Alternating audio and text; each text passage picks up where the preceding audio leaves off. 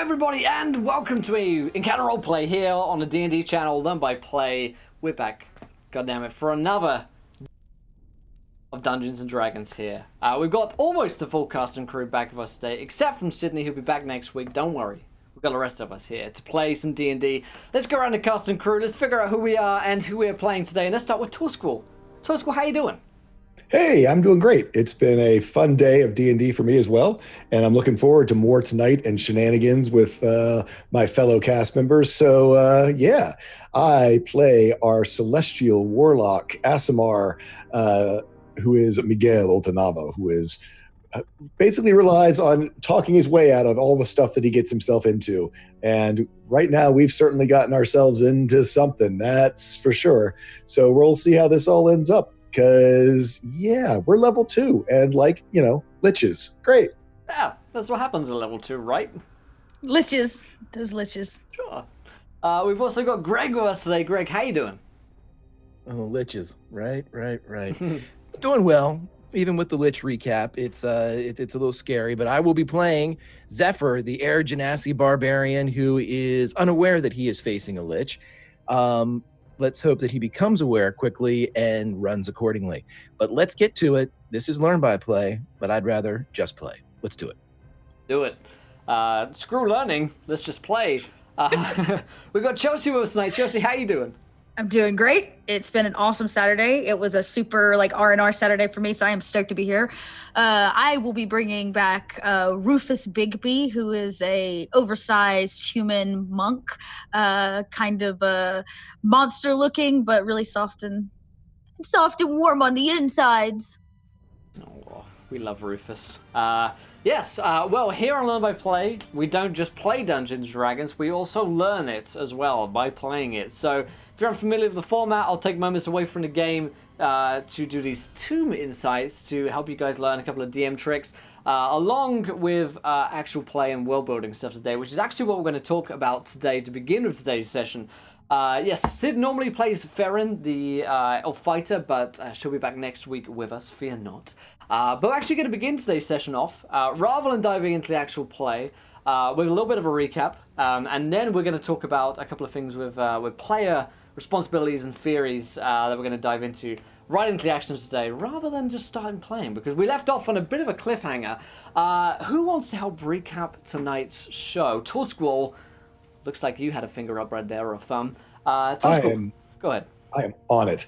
Last time, after a successful but messy, very messy, rescuing of 93, no less than 93, no more, no less, of 93 children by squirreling them away on our good friend Zephyr's pirate ship.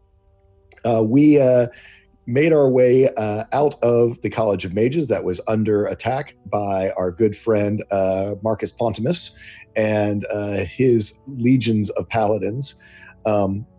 Anyway, we then had to figure out, okay, our good friend Esmeralda was going to be casting a 24-hour cast spell to make up a portal to a place of safety known as Avalon.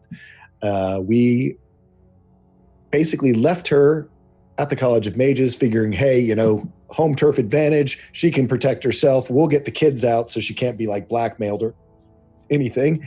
And we did that. But then we were like, wait a second. We now have a heavily guarded, magically fortified citadel that we have to get 93 kids back inside of without them getting captured along the way. So we thought, let's go scout things out. So we made a quick little detour by our good friend Fidget the Gnomes, who actually did throw a party. Our good friend Rufus was unable to enter and just sort of watched from the window, sadly, as we made a late night, fashionably late appearance, as Miguel will do, and then headed off to the College of Mages to see what was the situation there. Dove back down in the sewers, discovered some interesting incursions into the sewers, and lo and behold, found one of our good friends, the Paladins, who we had just fought, the Wardens, fighting, undead sea monkey things with stingers, scorpions. They stick in your neck. Oh, yeah. Yeah, they were nasty. So, we helped him out, decided we give him help. That was how we met good old Captain Carrion. And he told us that, hey, all the wardens are sort of on the outer walls. The inner tower has been fortified by magic, and there are all these undead creatures who are attacking it, along with some horrible robed figure of evil, vile darkness. We were like, probably should know about that. Went up to go deliver Captain Carrion and got introduced to our buddy, our good friend, the almost 7 foot tall, wielding a warhammer with a hawkish-like face, quite attractive-looking big gentleman, Marcus Pontimus. Unfortunately, he's an asshole. He is a pompous. Marcus Pontimus. Believe it or not, it's actually a pompous ass. I know you couldn't tell by the name, but big guy. And Miguel told a perfectly plausible story to him. And what does the guy do? He casts a zone of truth on us. We basically spill our guts. Not to the point that he knows that we had rescued all the kids, but to the point that, okay, don't care. You're going to help us. You're going to help me get into this tower.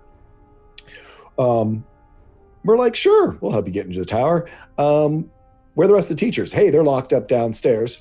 Went downstairs to go interview the rest of the teachers who were in their underwear chained against the wall. Which did not get shady in the slightest, but with our friends, and there were no sexual innuendos or distractions utilized in the gaining of information, which gained us entry into the tower. None at all. This is a program suitable for children. Not even one. So then, hey, with our new information, we went round into the tower, into one of the teachers' rooms, went through the looking glass, and arrived to find Esmeralda deep in her concentration while the outer walls were being assaulted by undead sea monkeys with stinger tails. And when Miguel went to go see who was out there, about got his head shot off by that said robed evil figure. Now, in the back of Miguel's mind, he was a little bit concerned that this might be someone he knew. Turns out it wasn't, because it was far worse when, after doing some delaying actions, as we all stood there, the wards fell. Esmeralda came out of her trance. I think Zephyr is like in the mirror, ready to throw Esmeralda through. No, he tied himself to her, didn't you? Yeah, they're tied together. They're tied together. Yeah. He made the jump. Yeah, like a side-by-side Master Blaster. Yep. Miguel is ready to heal whoever might need healed. I think Rufus was standing in front of the door or someplace close. Yeah, I had barricaded the door with furniture and my sexy body. Yep, and I believe I know she was thinking she was going to hold an attack. I can't remember what Sid's character is. Oh, she was she was prepped with an arrow. Anyway, so the door breaks down. We're assuming it's going to be some, whatever. We'll deal with it. Get Esmeralda out safe. And who walks in but Valinda Shadowmantle, the Lich of fame and renown throughout the lands, most recently known for her appearance in Tomb of Annihilation in the big heart tree hoo-ha thing, where she made another dramatic entrance for everybody. So here we are, level 2, staring down one of the most powerful liches in all of D&D mythos. Things are bound to go well. It'll be fine. It's going to be fine, you guys. It doesn't matter that Farron isn't here, that you're 25% of your party down facing off against the Lich. Doesn't matter. You guys have got this. You guys have never gone down in a fight before, that I remember.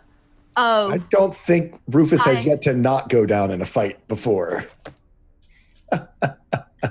And, well, Miguel just goes down. It'll be fine.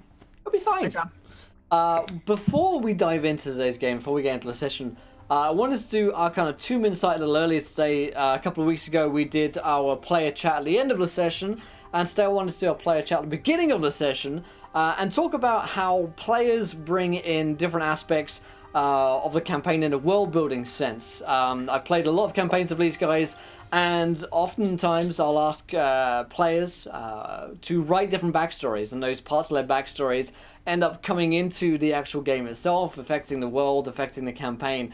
And I wanted to ask you guys how you felt about those different aspects as players and as DMs yourselves. You guys DM a bunch of different campaigns. How you guys like to do it as players, how you guys like to bring in different elements of the world building before we dive into our campaign today. So just spend 10-15 minutes chatting about that before we dive into our action and get our 2 insights rocking and rolling. So when it comes to being as a DM or being players in a campaign, how do you guys feel the players may be responsible for writing parts of the backstory and the lore? How much do you guys like to give agency to the players, or how little do you like to give agency to the players in terms of when they write their backstories and write different parts of the world into your campaign? How much do you guys like to add? For myself, I like adding a lot in.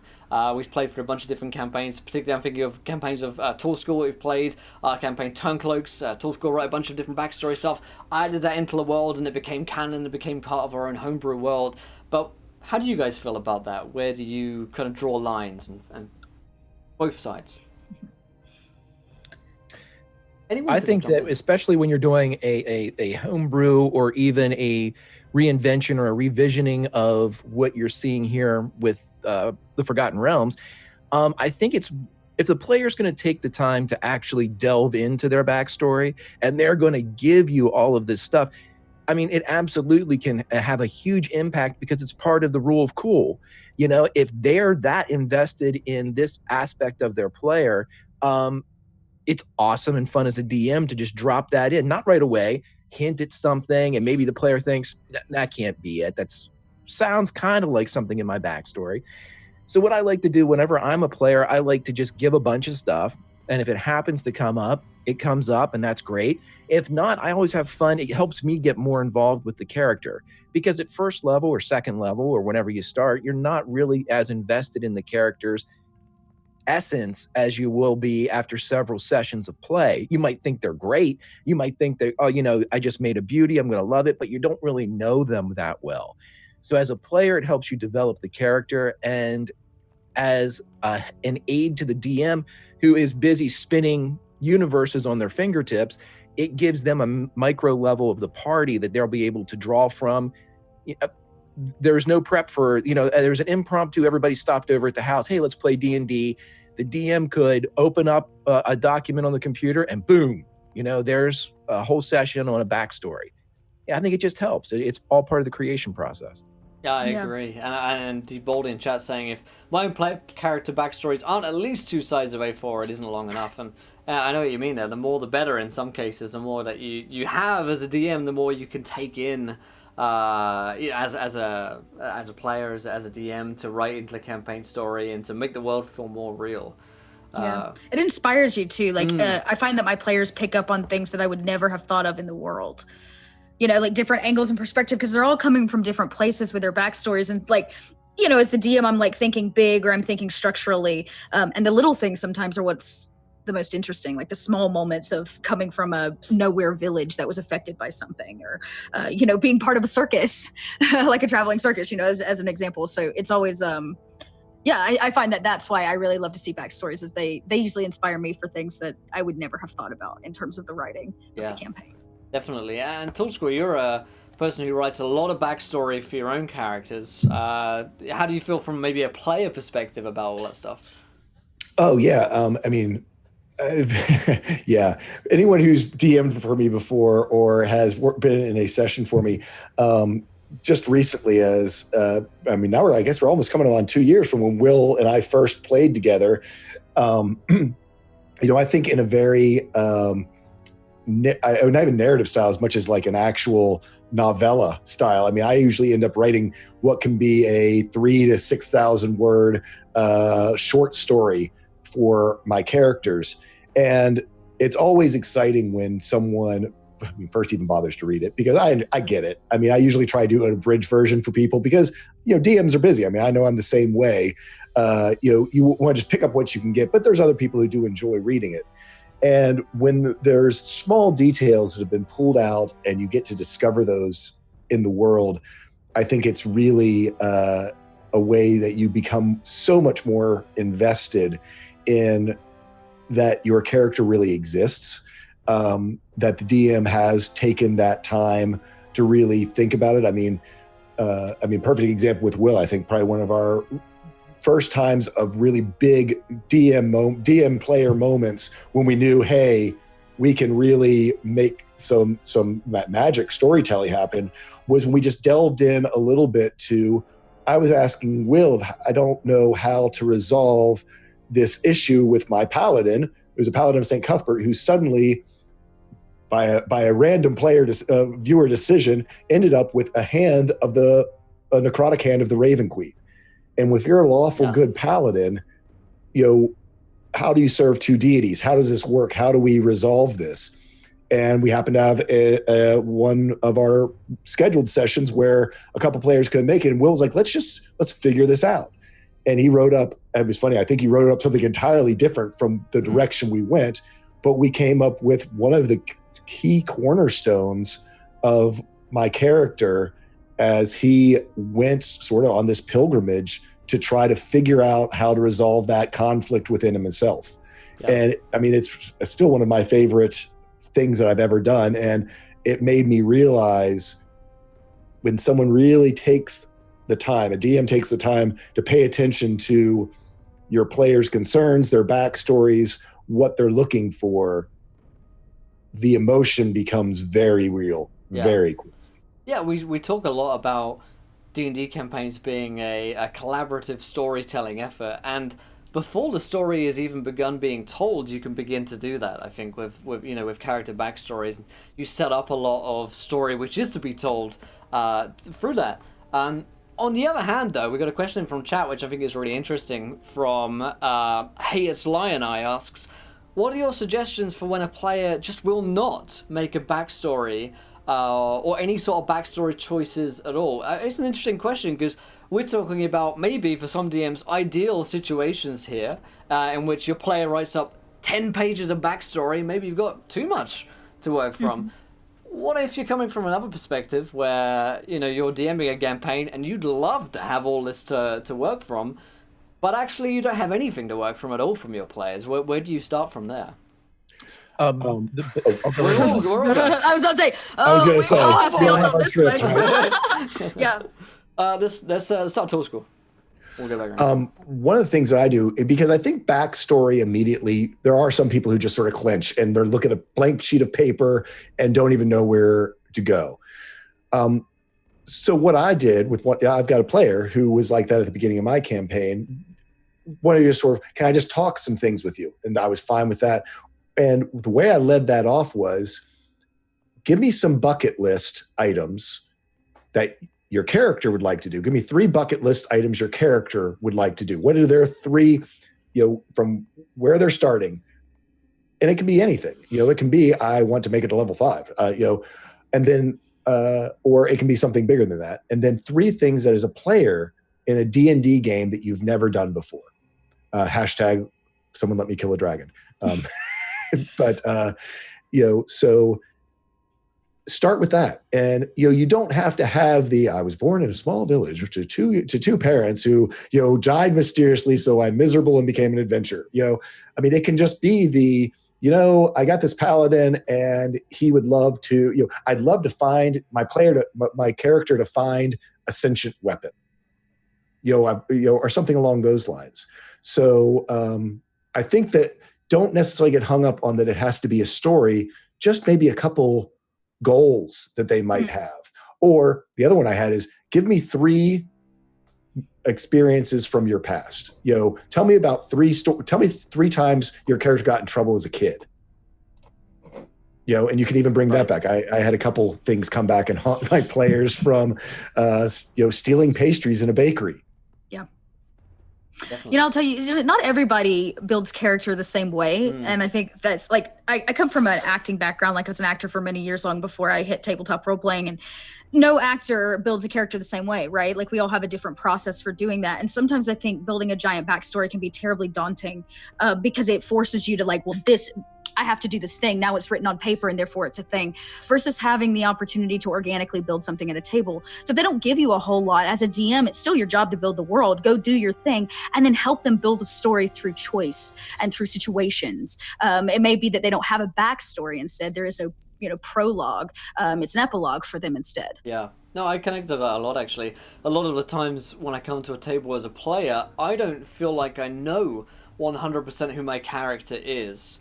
And then I start to play it. And sometimes when I feel like I ought to come to the DM with some kind of idea, I'm like, it's this trope, or, this character is this kind of person. And then I play them and I realize that actually that was completely wrong. I've actually found out who the character is. I often find after session 1 or 2, I find the voice of the character.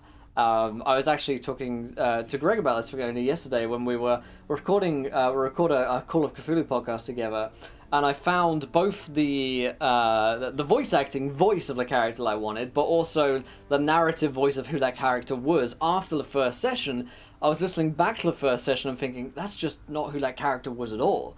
But you have to remember that a lot of players don't come to session 1 knowing 100% who that character is. Sometimes they have like a vague idea and they figure out as they go along. So it definitely is that evolution along with the rest of the group as well. Because I, as a DM, learn about the player and that character a lot more in session 1 than I ever do at a session 0. Session 0s often just help set me expectations of who that character might be, rather than truly learning who that character is. Greg, you had some ideas on this one as well. Well, I was just to kind of pigeon off what everybody else has said. A front story is just as important as backstory, and you have to play the character. You have to learn the character. And I was actually going to use the exact same example that Will just said. We sit there, and because we record stuff, and when I go back and watch one of the earlier streamed episodes, not necessarily the voice isn't right, but the behaviors aren't right. Well, they're not right for now. And no one can be expected to jump into a role, whether it's Romeo from Shakespeare. You're going to do a different Romeo or a different Juliet than somebody 1,000 other people did. So it's every bit the evolution that everybody's talking about here. And the number one thing to do, if a player would come to my table and say, I don't know what to do, I can't think of a backstory, I would just say, okay, here are some dice, we're playing. Because that is the only way to go, and that is the only real reason why we're, what it boils down to it is we're at a table playing and having fun, and if any element of this causes anybody stress, it's gone. Yep. And you know what? I'm going to piggyback off something that just came through chat from Staggering Giant, and it's something that I live by. I mean, it's one of the things I actually really like about 5e. Some people feel different, but I think the idea of if they don't have a backstory, it's still, they don't know the personality traits, the ideals that bond, that flaw. Those are things you can build off of as a DM as well. Those things that make a character flawed makes them interesting, and conflict is what builds story. So with that, it can also be that feed that you need, or that kindling for a fire, if they don't have a giant 2-page backstory for you. Absolutely, and I think the bonds, flaws, and traits are a fantastic springboard as well. And that's where I've spoken a lot about alignment on my own stream. I don't really like alignment, but I don't play with alignment. If you look at one of my character sheets, you'll see my alignment is like marzipan or gravy or something like that. I often make a joke of it, but alignment, particularly for newer players, can be an interesting point to jump in and say, I've got an idea of this kind of character, and that's where alignments can be particularly useful as well, along with the flaws, bonds, and traits in 5th edition, to look at and be like, okay, I have an idea that the character, he's got principles, or she's very immoral, and then you can work backwards. And I think a lot of the time when I'm as a player, I work backwards from the point where I know I want to be, where I know, like, I want a character, who is a complete blackguard, and who has a very thin essence of morals, and then I work back from constantly asking myself why. Why does that person have a low sense of morals? Why does that? And the same, I think, goes for a DM as well. If the player doesn't have that, then you can pose them the same questions as well, and pose them those prompts. Greg's playing a character who's a thief, so why did they turn to thievery? Why did they turn to acts of roguishness? And then work backwards from that, and I think that's a really nice way to go about it as well. And Todd Score's right when he says taking that time to just sit down with a player and in a informal and low pressure way ask them about their character.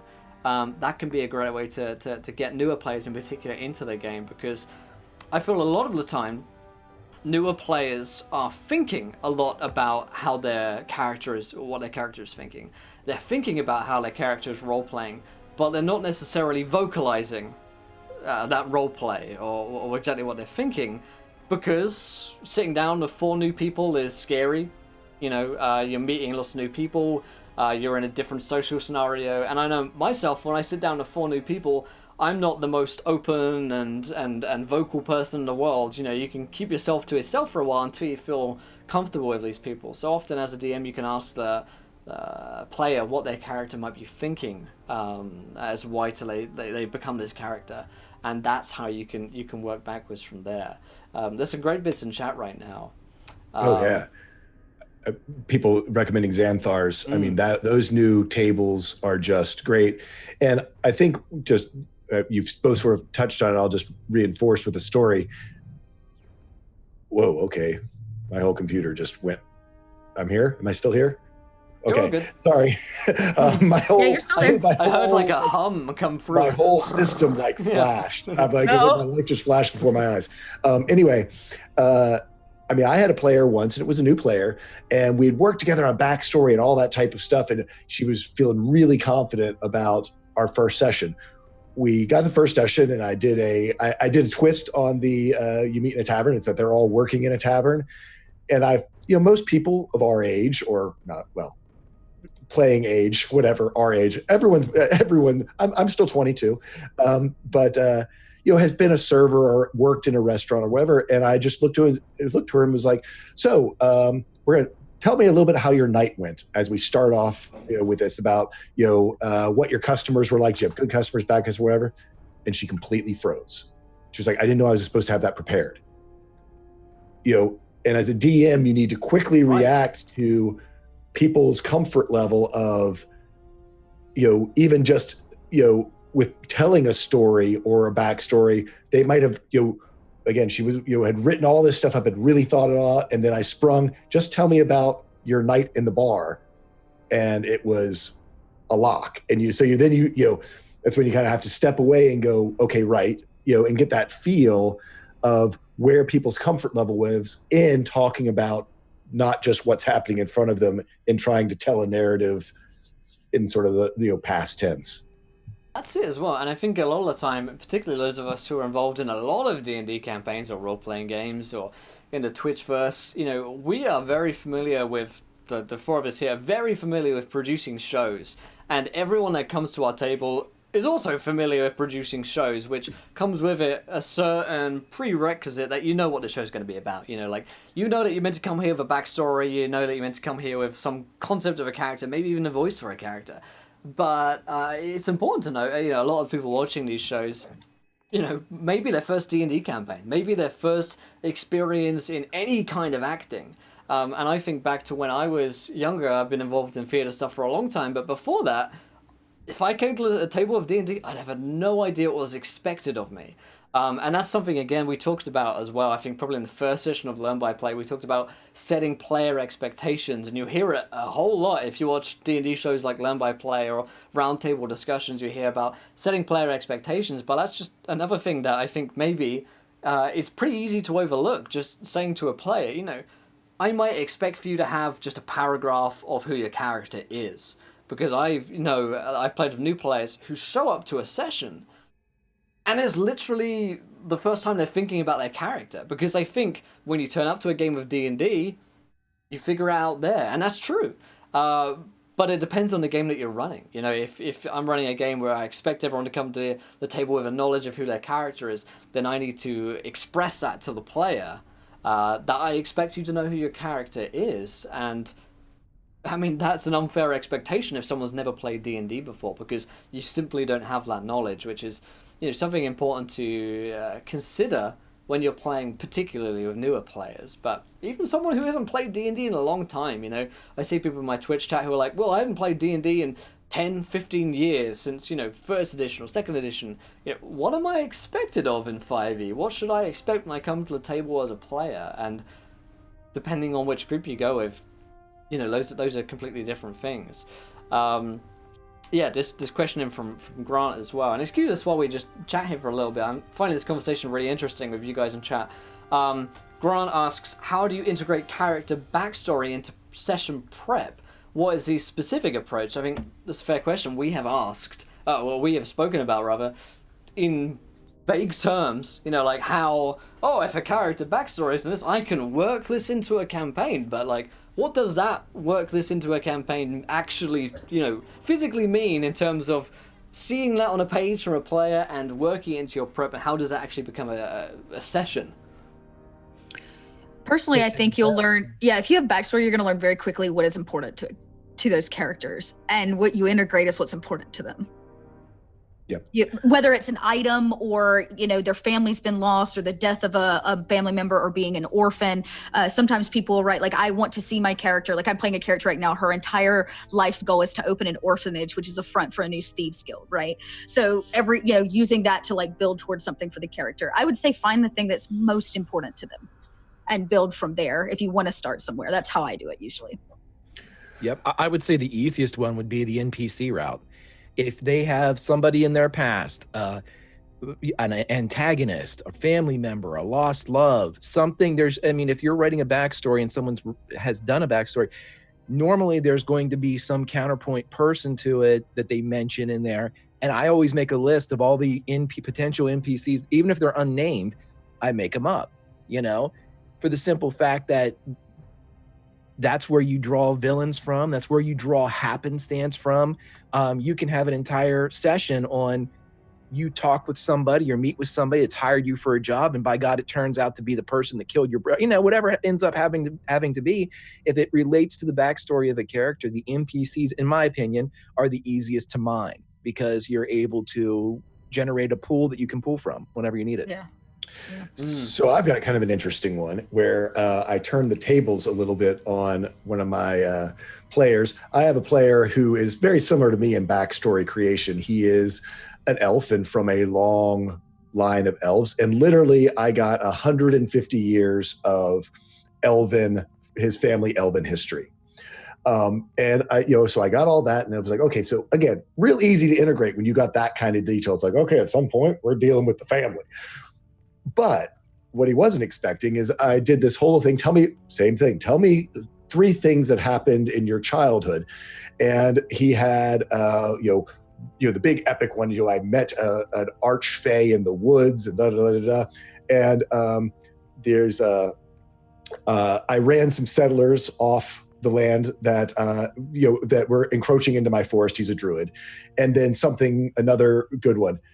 And, of course, what did I take that, if anyone was watching my campaign earlier today, what did I take?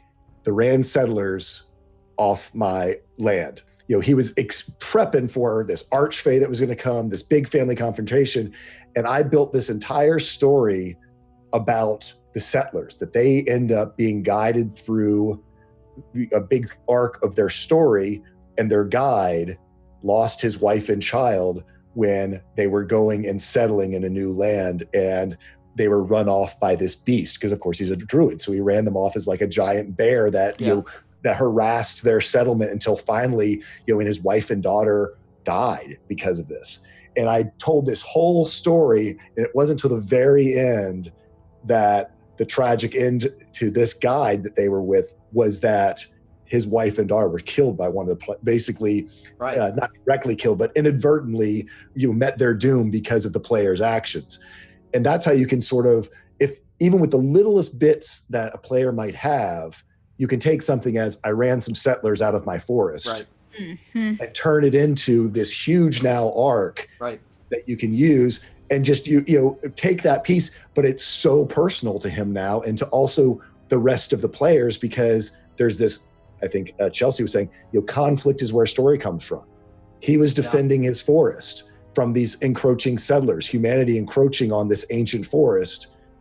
And of course, everyone else heard the story of their poor guide who lost his wife and daughter.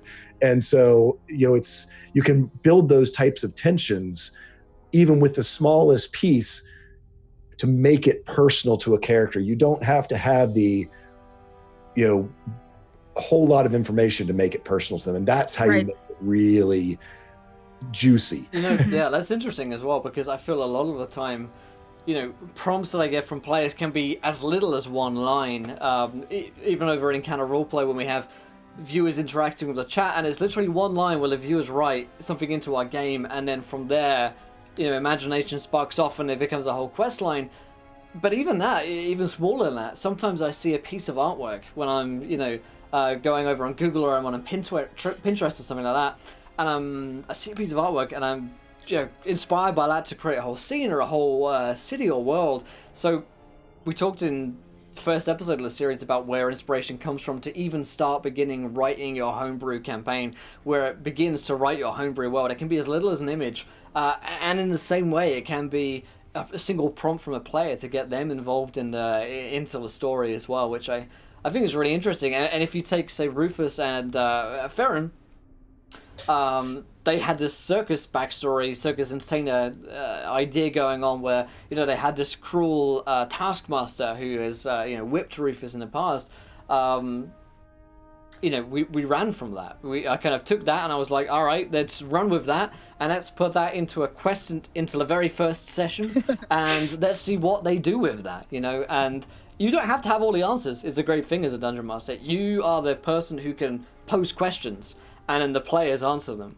And I think when Rufus and Farron, when Chelsea and Sid posed that question for me by writing an intellect backstory, all you have to do is be the person who takes that and ask that question in character, and then see how the characters react. So there's a lot of interesting points Soul School makes there. Will, we had a question earlier, and I know we're going to get into the game, and I'm hoping that we can just talk and avoid the lich. But I think there was a teacher earlier that said that they were doing something with their middle school class as far as campaign prep and D&D. Yeah. I wanted to give a shout out. There is a middle school teacher right now who has a group of, I believe, middle school girls, and he's on my Twitter. And if you go to Grimjack21502, I'll retweet him. I believe his name is Ethan Schoonover, Schoo. So I'll put it on my Twitter. He is doing an entire class that was just approved by his school with these kids. They go to math, they go to humanities, they go to D&D prep. And he's putting his lesson plans up online. I believe he started to do so. So it sounds like someone else out there is taking D&D and doing exactly what it's meant to do, having someone use their imagination to not only change the world, but create it as they go. And it is going the way that digital is going to be defeated in my mind. This guy is doing fantastic work. And it's so nice to hear that other teachers are doing the same thing, because this is the way to do it. I wanted to make sure you guys hook up, because, hey, groups of DMs, groups of teachers, they're the same things. Yeah. I'd love to see everyone. I just started a campaign with my students for the gaming club just on Friday. There you go. That was Great about yesterday. stuff. Yeah. While we're talking about teachers, there's Why don't I have such cool teachers as you guys? Right, I wish I had you guys when I've been a nerd so much sooner.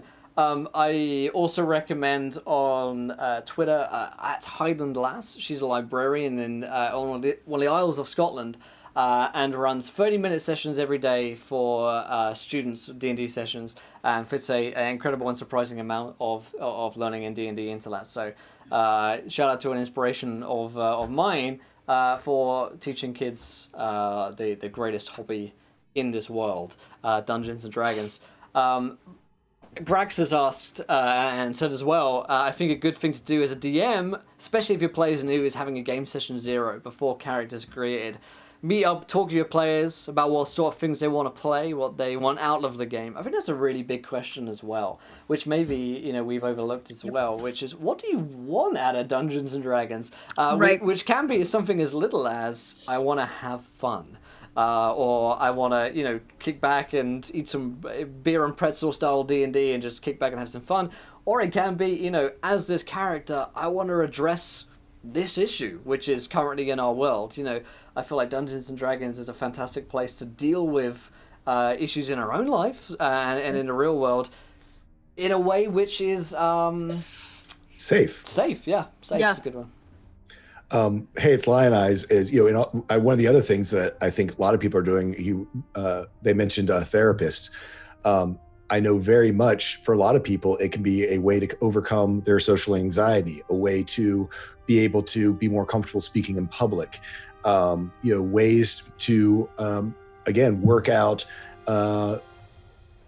emotional things in their own past that they might need to. I know, Will, you and I certainly in Turncloaks have touched on some very tough subjects in my own campaign, where I have the Genasi are a new race on my world.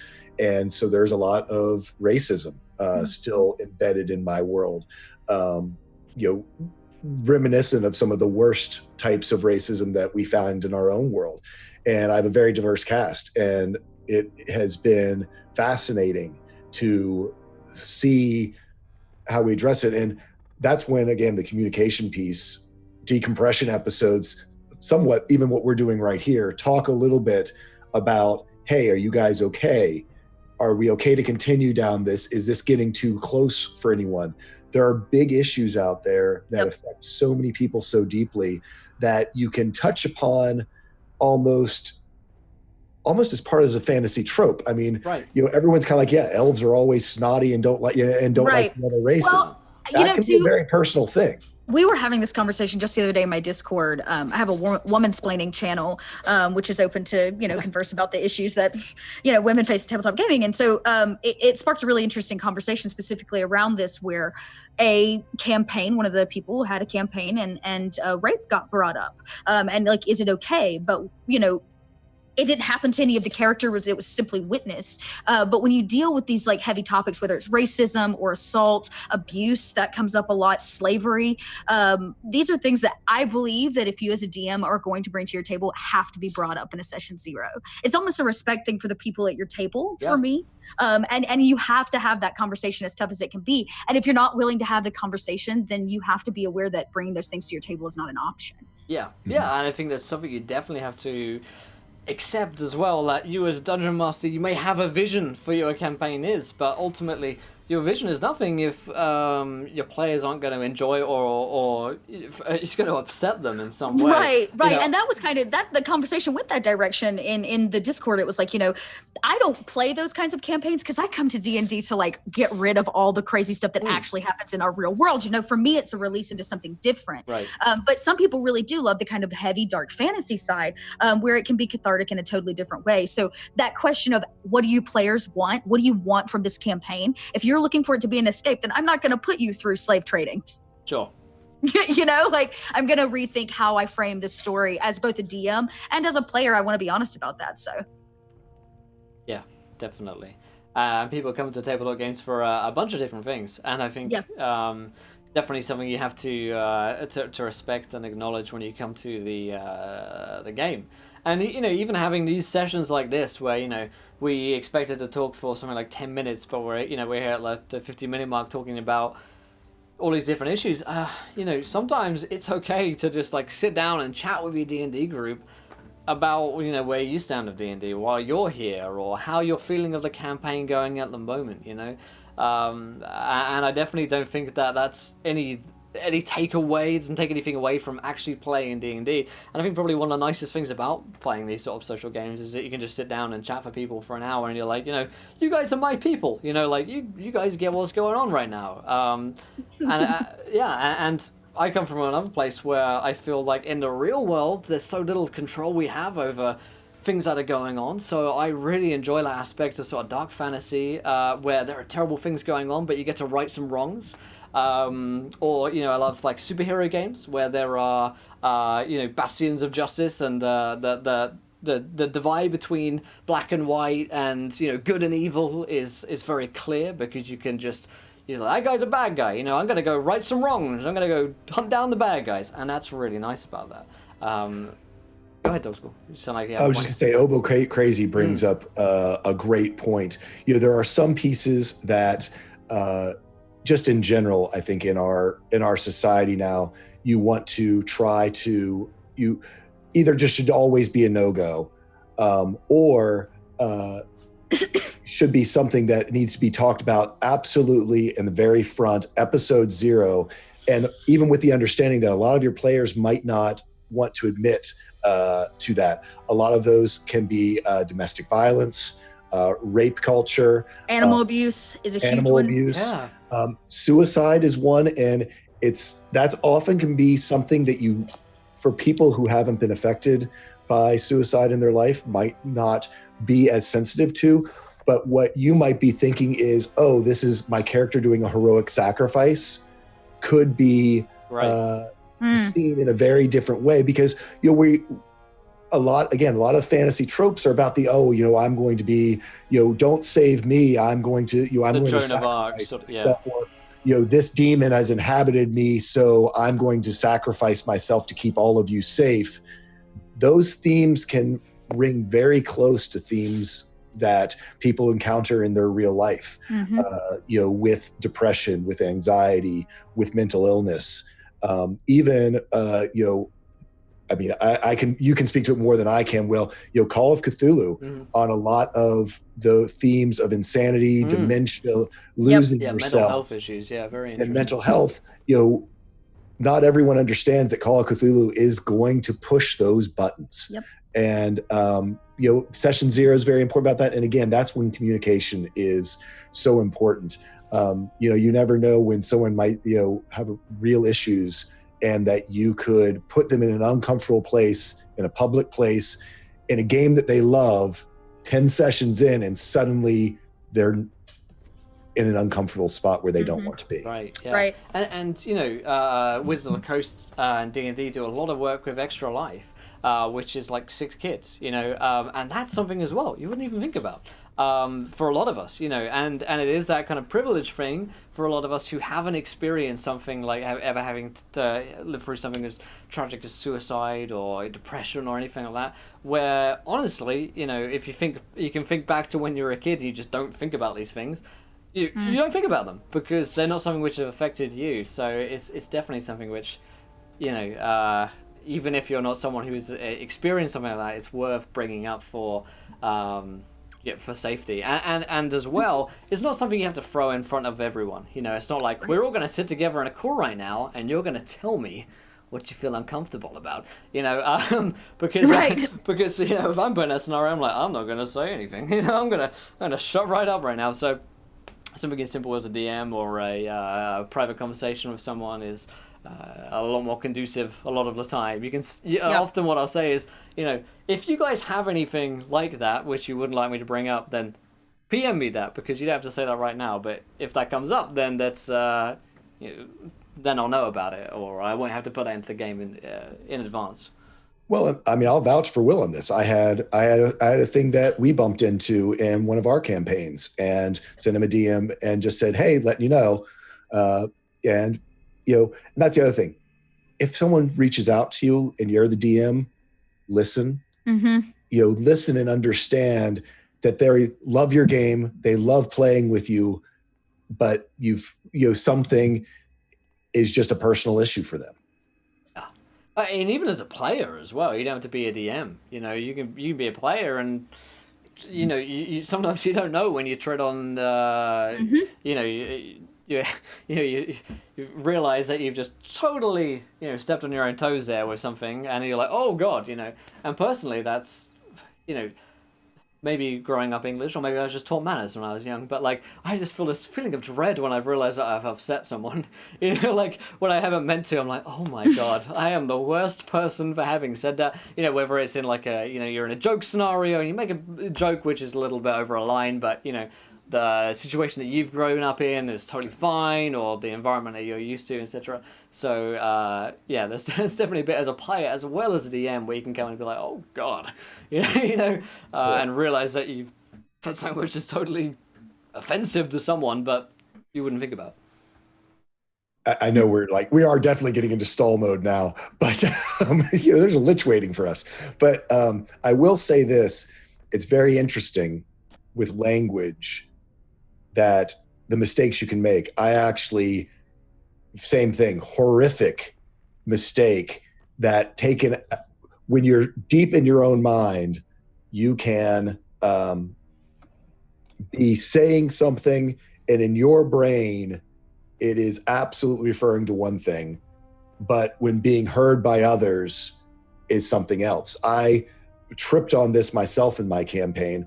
I had a group called the Black Dragonflight Syndicate, a group of rogues and thieves and that sort of stuff, who basically came in and displaced a native group residents of an area.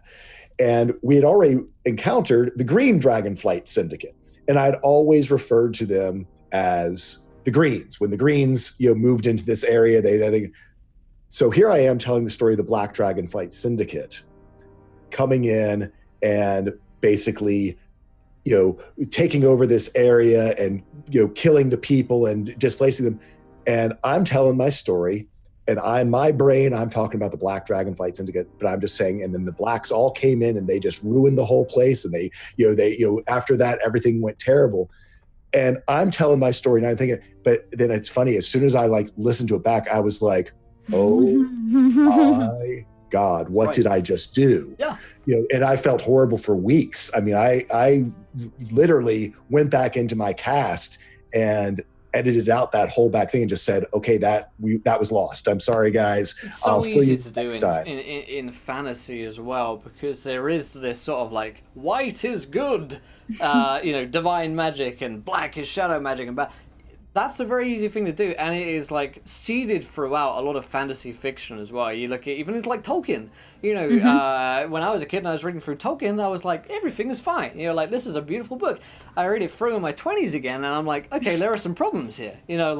There's talk of the Eastern Man, the dark man who was bad and evil. And you actually look back at these things oh God, there's evil, but there are a lot of things in our world, in D&D in particular, it's easy to do, unfortunately. It's easy to offend people and to put yourself in situations where you look back at it and that was so obvious that was wrong, or potential to leave myself open to this problem, but in the moment we get wrapped up in our stories, don't we? And as Dungeon Master in particular, and I think Little Cup of Joe said something fantastic in chat, which is, don't take it personally, be understanding of another person's sensitivities.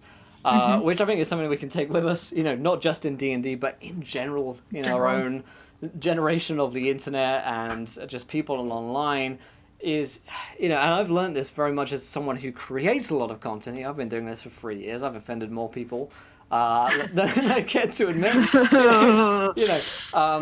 You kind of just have to accept that you've done something wrong. There's no point getting defensive. And apologize. Yeah, and apologize. There's no point being well, actually, you read this totally wrong, or I didn't mean this. You totally read into this wrong.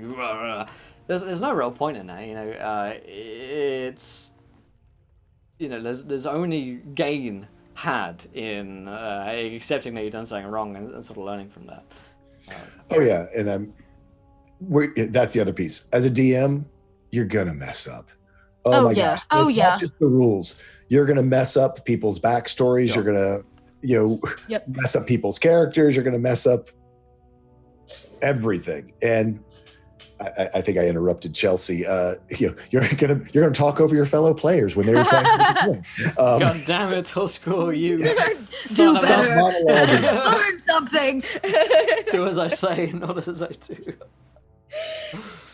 No, I think mine was in agreement. I think too, one of the things you should be asking, so not only, if the sensitivity conversation is hard, you can always ask the question of, when they're sitting at a table, are you wanting more role playing? Or are you wanting more tabletop playing? Right? Because role playing usually lends itself to more of the issue side and the situational side of the story you're building.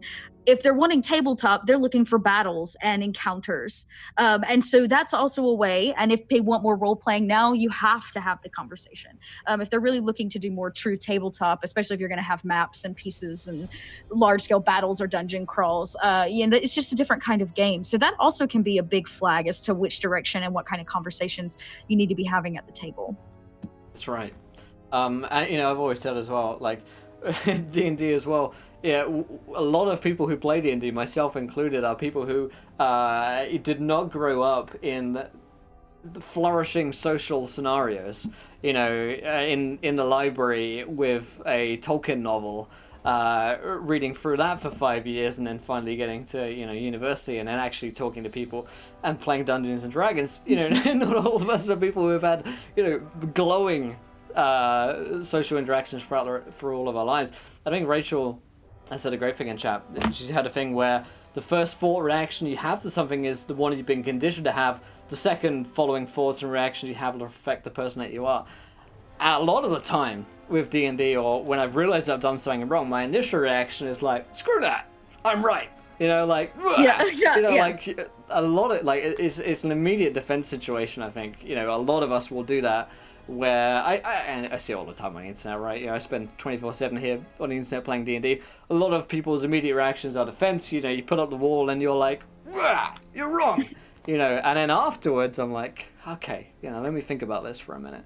But it is difficult to be compassionate. It is difficult to think properly for a minute, especially in D&D, where you're dealing with other people and you're playing in a game, and you can be really attached to a player or a character. You can be really attached to a quest line that you're going through. Or as the DM, you can be really attached to the story that you're trying to tell, which you feel is maybe ruined by a character doing something, or when you're playing a character, you feel like you've got a certain story arc like you're meant to be having, and that's being stomped on by someone else. Yeah, it's difficult to not immediately jump on that and say, screw that, this is all about me. But I think it is something that D&D teaches us. And I feel like when I first started playing Dungeons and Dragons, that I was very much more reactionary, doesn't matter, like, I'm right, kind of person. And then 3 years down the line, playing D&D every day of my life, I feel a lot more sort of, how do you feel about that? Sometimes I'm too touchy-feely. I've never been charged. But sometimes you're like, oh, really? I need to stop and see how someone feels about, like, most things that I do these days. So it's interesting how D&D actually changes you, I think. So going from looking back 3 years ago when I was 18 playing D&D to where I am now, 21, 22. Oh my God, you're so young, ladies. I just think it's interesting how D&D has influenced that and decision making. Let's go to another question. I'm really enjoying this. I know we're meant to play D&D. I'm sorry if you guys are like really want us to get playing D&D right now, but like I am. You really want to see that TPK? Don't worry, it'll happen like in one round at the end of the session. Yeah, just 2 seconds. I am driving off this chat you're having. If you guys have questions, like, throw them at us. I'm loving it. Yeah, toss them out. Mr. AO asks, what's your most engaging way to have your players approach a dungeon? Make it personal. Mm-hmm. Oh, you make it personal? Oh, yeah. I like to add the level of struggle or piece of situation. Like the last one they went through, due to a curse, they couldn't take any rests. That's tough. So there's a scarcity thing, right? Or they're dealing with, like, they have to be quiet the whole time, or like just some kind of speed bump in the way that makes it that much more difficult. So it's not simply a dungeon crawl, it's like a survival. Yeah, White Plume Mountain's a great one for that. Mm-hmm. Especially for even younger players. I took my son and his friends through it, and it has that amusement park aspect to it with the absolute bizarre puzzles and things you have to go through.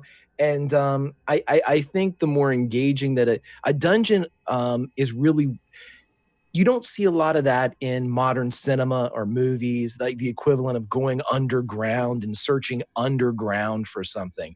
It's always the expansive, the cowboys riding off into the West, or, the forest scenarios and things like that. So dungeons in and of itself are kind of a lost art. They're coming back around hardcore thanks to Grant in chat doing every conceivable dungeon crawl known to man. Yeah, right.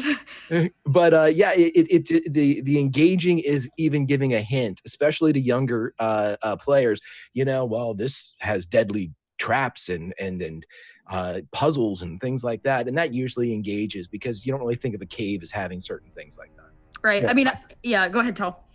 Well, no, I was just going to say, it just because it ties into our earlier discussion, this whole actually incident that I had with the Black Dragonflight Syndicate. The people that they had displaced was a group of kobolds. The kobold was a friend to our wizard, in his backstory. And so, that was how I brought that piece of his backstory in. It was just a dungeon crawl until he bumped into his old childhood friend that they had stolen pumpkins out of the local farmer's pumpkin patch with.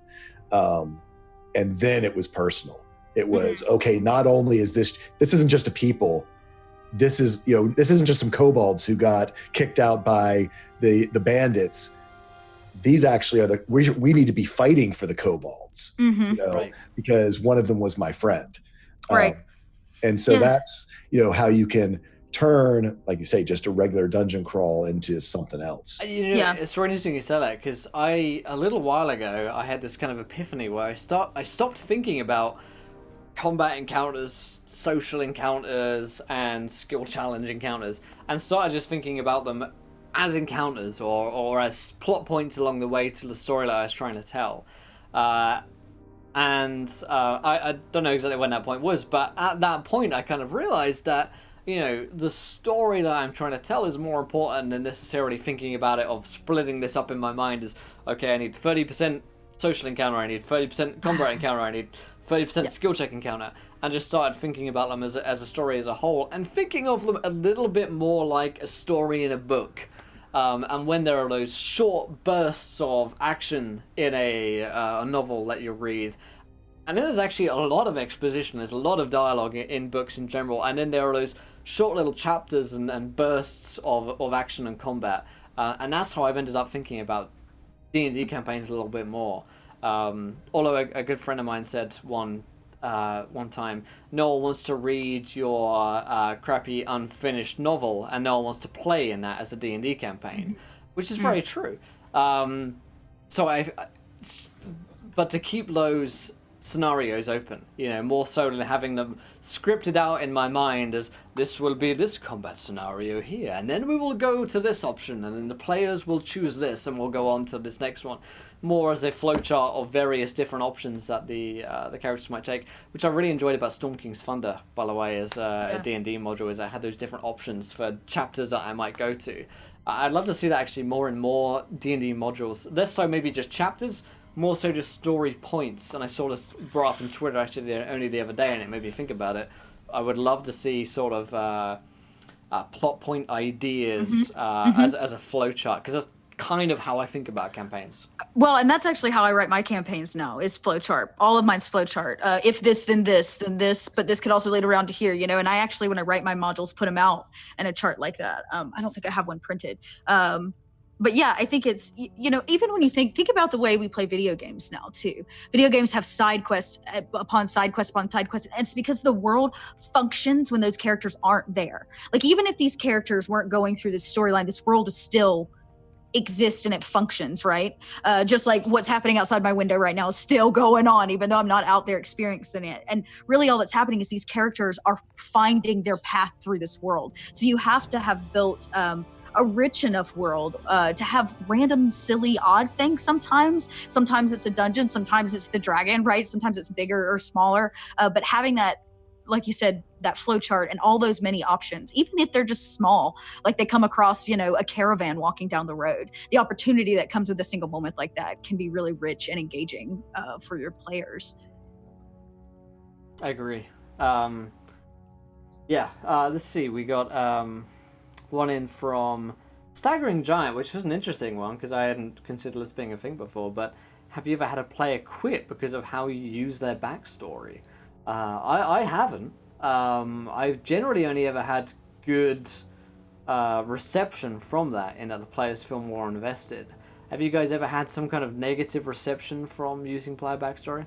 I mean, they get a little upset at me at the table. I think Scrat's out there stalking the chat right now, and he knows like one of his characters in my campaign right now is going through some serious hardships.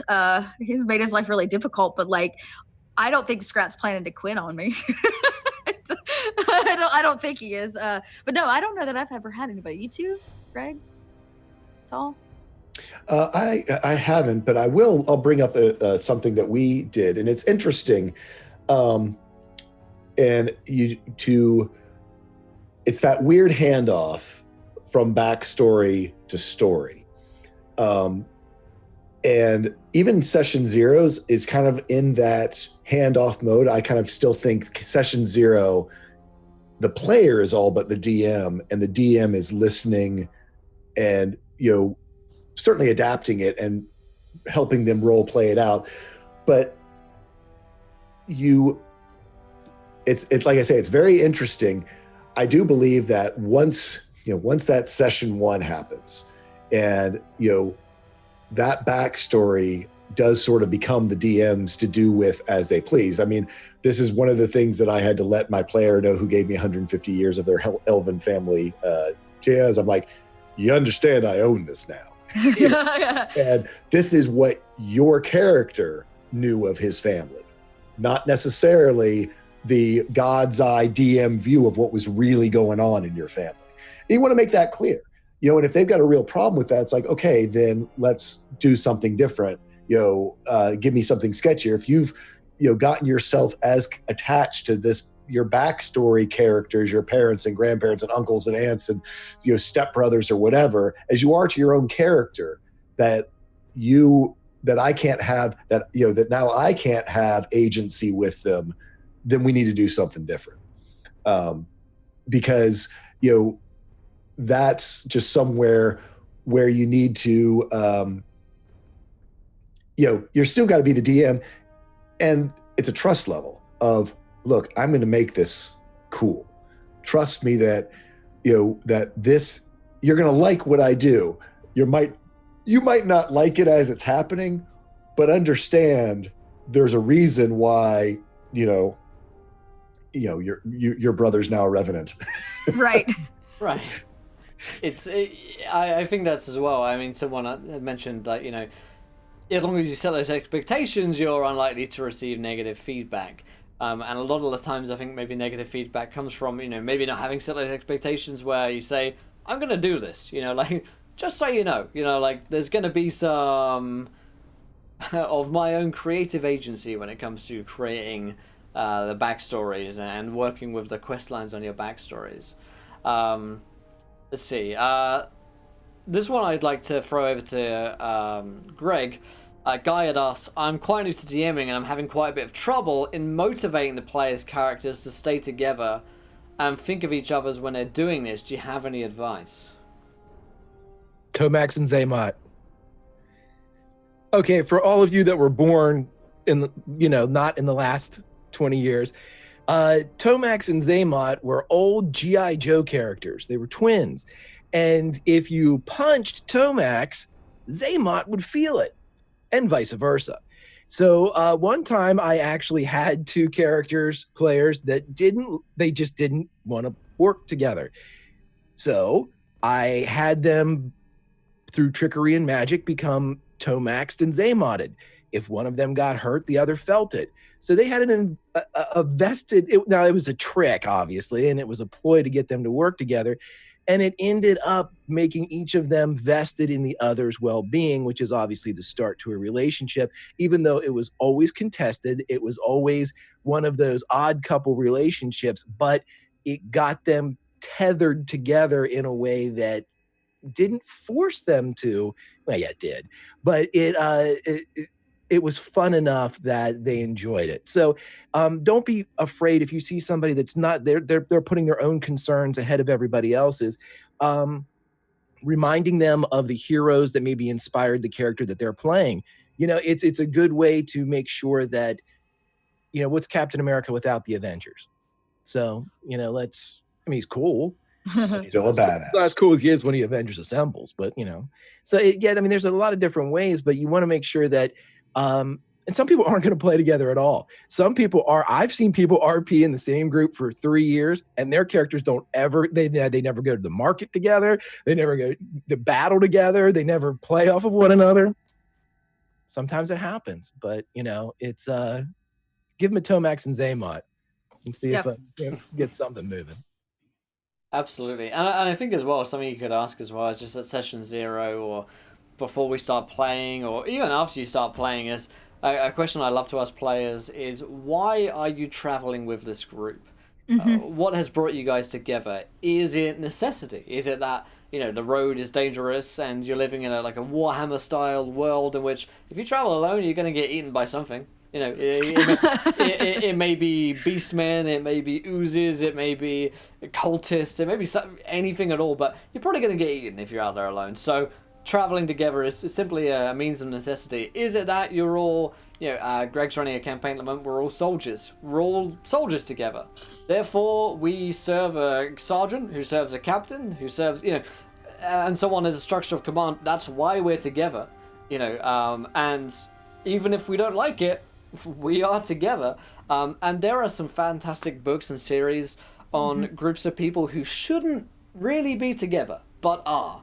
You know, they're I'm thinking of Warhammer now, but the Blackguard series in Warhammer is a fantastic one. They're all criminals, and they all hate each other. But they have been bound together by a mage who they collectively hate. And it is that hatred of the one mage who controls all of them who brings them together. And as soon as they're out of that mage's control, they're going to go their own separate ways. But, you know, for the purpose of that quest line, it works fantastically because they all bond together and bind with one another. So asking the characters why they are with this band is a good scenario to begin playing on a session 0 with. Lightfinger had asked, have you ever had two groups role-playing a world or a campaign in a different session? And if so, how did that work out? We're talking about like a shared campaign world. Two different groups, same world. Maybe they interact with one another. Toolsquee, got something on this? Well, I was gonna say, is that 6 and 20, right? Isn't that Blades in the Dark? Yeah. Greg's got something on that. Yeah, Metropolis. Yes, City of Mist right now. There are 3 shows going on Tuesday, Wednesday, and Thursday nights across 3 separate Twitch channels. All of the characters are in the exact same city. They're actively, I believe there are 14 active characters. These PCs are all GM'd by Video Store Cowboy, who does Tuesday, Wednesday, and Thursday night. And it's very interesting in that you have, I mean, the Tomax and Zaymot, imagine that spread out instead of over 3 or 4 characters, you're now including 14. There are 14 agendas in City of Mist in 6 and 20 Metropolis. And it's something else. And you have to be crazy to get involved with it, and you'd have to be crazy not to be involved with it, because it is a fantastic story. I mean, something like that is a great endeavor, but it's very rewarding with the narrative. I mean, check it out and see if you like it and get involved in something like that. I think that only adds more. I mean, everything's viewed like a TV show or a Netflix series nowadays. It's, you know, it's ingrained in the culture now, but to have a crossover or to have a guest star from another show pop onto yours, Louise, no more, no less, played my sister in the old version that we had, and she popped into our show one time and vice versa, and it was one of the best RPing experiences I've ever had. It was fantastic. So it was great stuff. Yeah, I highly recommend doing something like that. There you go. I'm gonna play devil's advocate on this one, just for the sake of some conversation. So I have had a situation where I have played or I've DM'd 2 different games, same campaign world, 2 different groups. We ran roughly about a similar time the same week. So like there was a Tuesday group and a Thursday group. This is off stream, so this is 3 years ago. And I've also heard from a lot of the DMs. We actually had a conversation about this the other night on my own stream over in Encounter Roleplay. And someone had asked me a similar question, like, would you ever do this? You know, would you stream a game or play a game in which the same campaign world, 2 different groups? And my answer was something like this. It was like 2 days ago, so my memory is shot. But it was something along the lines that I would if I thought the payout was big enough. And my question, I don't have an answer for it because I don't unfortunately have the time to, you know, watch 2 shows a week or play into the same games a week. My question would be, is the payout big enough for me to put the time and effort invested into doing that? For instance, in Greg's scenario, you've got a DM who's doing 3 nights a week of the same show, which is a tremendous amount of work. And for me to put on that undertaking onto myself, that's a lot of work. You know, I've got to know the world. I've got to know everything that's going on in it. And if it's in the same campaign world and the groups are interacting with one another, that's like 10 times difficult for me because I've got to, in one campaign, the group's actions affect others and so on and so forth, and so you might hear about it in the world. I have a suspicion that it sounds like a much cooler idea than maybe it is to experience. And I don't know, because like I say, I haven't experienced it, and Greg has. I have a feeling that as a DM, maybe the payout is less because I'm putting in so much work for that payout. Of knowing that you're in this sort, almost like this MMO experience, right, where there are different groups doing things and you're interacting with the world. I don't feel like I'd want to do it myself. I would love to play in that world, and to chat with the players and to be like, oh, we did this thing, and then the players are like, oh, we heard about that in this session, and that's how we're interacting with that. That sounds like the coolest idea to me. I just have a feeling that as a player, or as a DM, sorry, it might be a lot of work for that payout, and maybe I don't see so much return on that as a dungeon master, which, who knows. And the other thing as well, just as a streamer myself, I wonder if the payout for the audience is big as well, because if I'm an audience member, I have to watch those 2 or 3 shows a week, and honestly, I, as a consumer, catch my favorite show in the world once a week, and I don't catch my favorite show in the world twice a week even if it airs. I probably watch on catch up, or if I do that, because our time is so limited. Finding 6 hours or 9 hours is so difficult. Just finding an hour is hard enough. That's why I love podcasts. So that's the question I ask myself as a creator, and that's the question I ask myself as a DM. As a player, sounds like a wonderful experience. To have that collaborative world experience. But that would be my question, and probably why I wouldn't want to do that as a creator, because it seems like so much work, and I'm lazy. I said the exact same thing, brother. That is why I am not DMing it. Mm-hmm. That's why I'm playing in it. And here was my argument for having some type of recap for the whole thing. Mm-hmm. We go back to my Netflix analogy, and this City of Mist happens to be about superheroes. Here's as a viewer that has to keep up with 9 hours of content every week. Yeah, you might really like Jessica Jones. And you know what? You watched Luke Cage because of it. But then you had to watch Iron Fist and Daredevil season 2 and The Defenders. And after a while, you just kind of wave off. And so as a creator, the numbers don't support me creating that kind of show. As a player, like if I was just playing it in my own game, sounds like a fun idea, And there are plenty of stories where people have loved that, You've got large groups. There's a guy in my chat the other day saying we had 10 players, so we just ended up splitting into different groups, 2 different DMs, but their worlds interacted, and it was great fun. That sounds like an ideal scenario for that kind of game. But maybe, I come from a quite biased perspective where, I'm creating content. And like Greg saying, like with Jessica Jones and stuff like that, the numbers wouldn't support that because, like, it's an incredible amount of retention. Like, It is an insane amount of viewer attention to ask for 3 hours for you guys to be here for 3 hours. Like, and D&D is probably one of the only places that, or on Twitch, you can get that kind of retention. But for 6 hours or for 9 hours, 10 hours, anything over that, you are like stretching your boundaries way away from what your average stats are actually telling you. So yeah, and I think for me, I mean, I'm not a stats person. Like, if you're there to watch, great. If you're not, well, you're missing out, right? But for me, I'm more interested in what is the story being told, right? So can the story and the actual storyline you're trying to get out be told when you have so much content? And the other question would be, is it like 2 times better if you have a second group? Is it 3 times better, or is it actually taking away? Right. Is it like distilling out? Is it watering down what you could be telling? Now, I've been toying around with an idea of doing a storyline where we follow different groups of people for each like season or session, right? So like 10 games follows this group of goblins as they have to explode the mountain.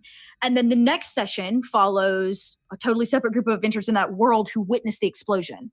So you can still time together, but they don't have to be running at the same time.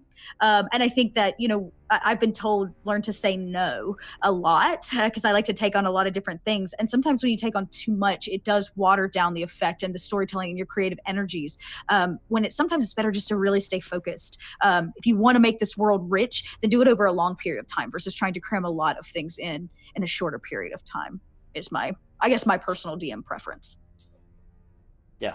I mean, I even find that with I run for 7 players, and it has been a real challenge for me to make sure that I keep everyone invested, even when we go into sessions where 2, 3, 4 people, I mean, if you're lucky, sort of have a main focus. Unless you're in combat where it's everyone gets a turn, the story sort of ebbs and flows for different players of how their story comes to the forefront or drifts, further behind. Or, it's funny, I've talked to my players a little bit, and so they know, hey, yours is going to be this long burn story that's going to be sort of burning in the background. Whereas other ones, right out of the gate, spiked right up, and you're cursed, and if you don't take care of it, you're going to die. I mean, right. So it does become, as Chelsea was saying, very much of what is, regardless of viewership or anything else, what's going to make it so that you have your players and your story not become so far strung that no one can follow it. I mean, that doesn't just become this huge soap opera, or I mean, even like Game of Thrones. I mean, unless you really know what's going on, I mean, that is a far-flung story, even further flung if you've read the books. And it's a difficult point to jump in on. I think, let me see here. Doc had a point, question, what if someone uses 3 days in a session and another group doesn't even use a day, and that's totally something we've experienced as well. And the question that would constantly kind of press in the back of my mind was, if you're playing in this active world, and I think it's a completely different thing if you're playing in the same homebrew world. I've done that all the time, like, we're playing in the same world, but canonically, we don't affect one another. Like, what you guys do has no effect on the other group. It doesn't matter. We're just playing in the same world because I know the world.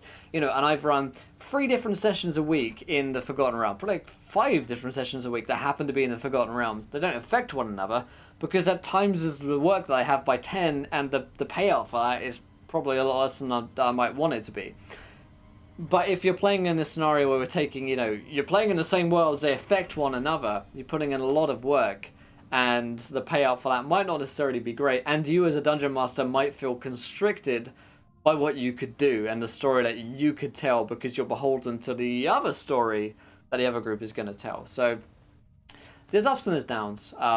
If you're going to undertake something like that, you've got to be ready for it. So we spent a lot of time on that question. Sketchy had asked, there was another question, and not sure who by, but currently working on a homebrew campaign world, how much info and lore would you suggest giving to players beforehand? I'm afraid of bogging them down with too much homework. We talked about players coming with backstories before. Tour School, how much would you suggest, as a DM, you give to a player? How much is it good to work from? So I actually learned from experience on this one, because for, again, people who've watched my campaign, I created this gigantic, enormous world because I'm an engineer and that's the way my brain works. I started big and just got bigger. Multiple factions, big giant, I call it the world machine, with so many gears and cogs all turning, as Chelsea was alluding to, a world that is moving regardless of what's happening to the players. And I did a test session of it because I had not DM'd on live before, wasn't sure how to do it. So I got a group of players together and was like, okay, here's all the stuff you need to know about the world. Sent it out to them before them, and then at the beginning of the session, literally read through it. I know, kiss of death. And then we went in and ran the session, and everyone was like, that was great, but oh my God, all that stuff at the beginning sucked. I didn't follow it. I'm not keeping up with it. I don't care. But I'm like, but this would be important for later. They don't care.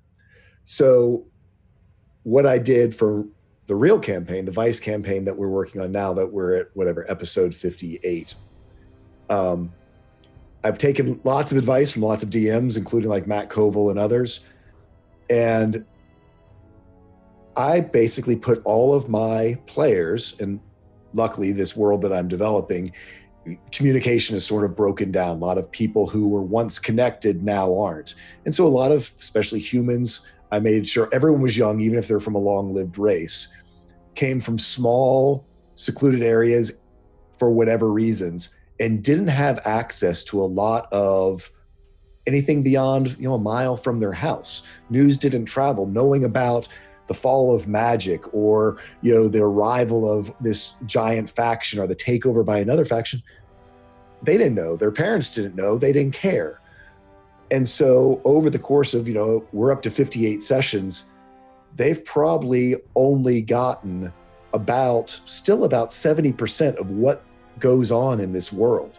And the way that they have learned each little piece, and I was very clear to them to know this, was through stories instead of expositions.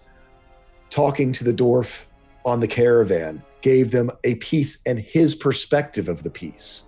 Talking to the high mage somewhere else gave them his perspective of that piece. Experiencing a group and a faction firsthand gave, they got the impressions of that piece of the puzzle. And so develop it so you know about it, but don't turn it into a history lesson.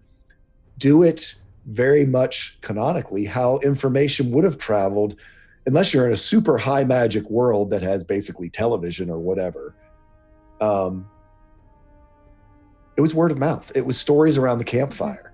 And so have these NPCs that slowly give them piece by piece.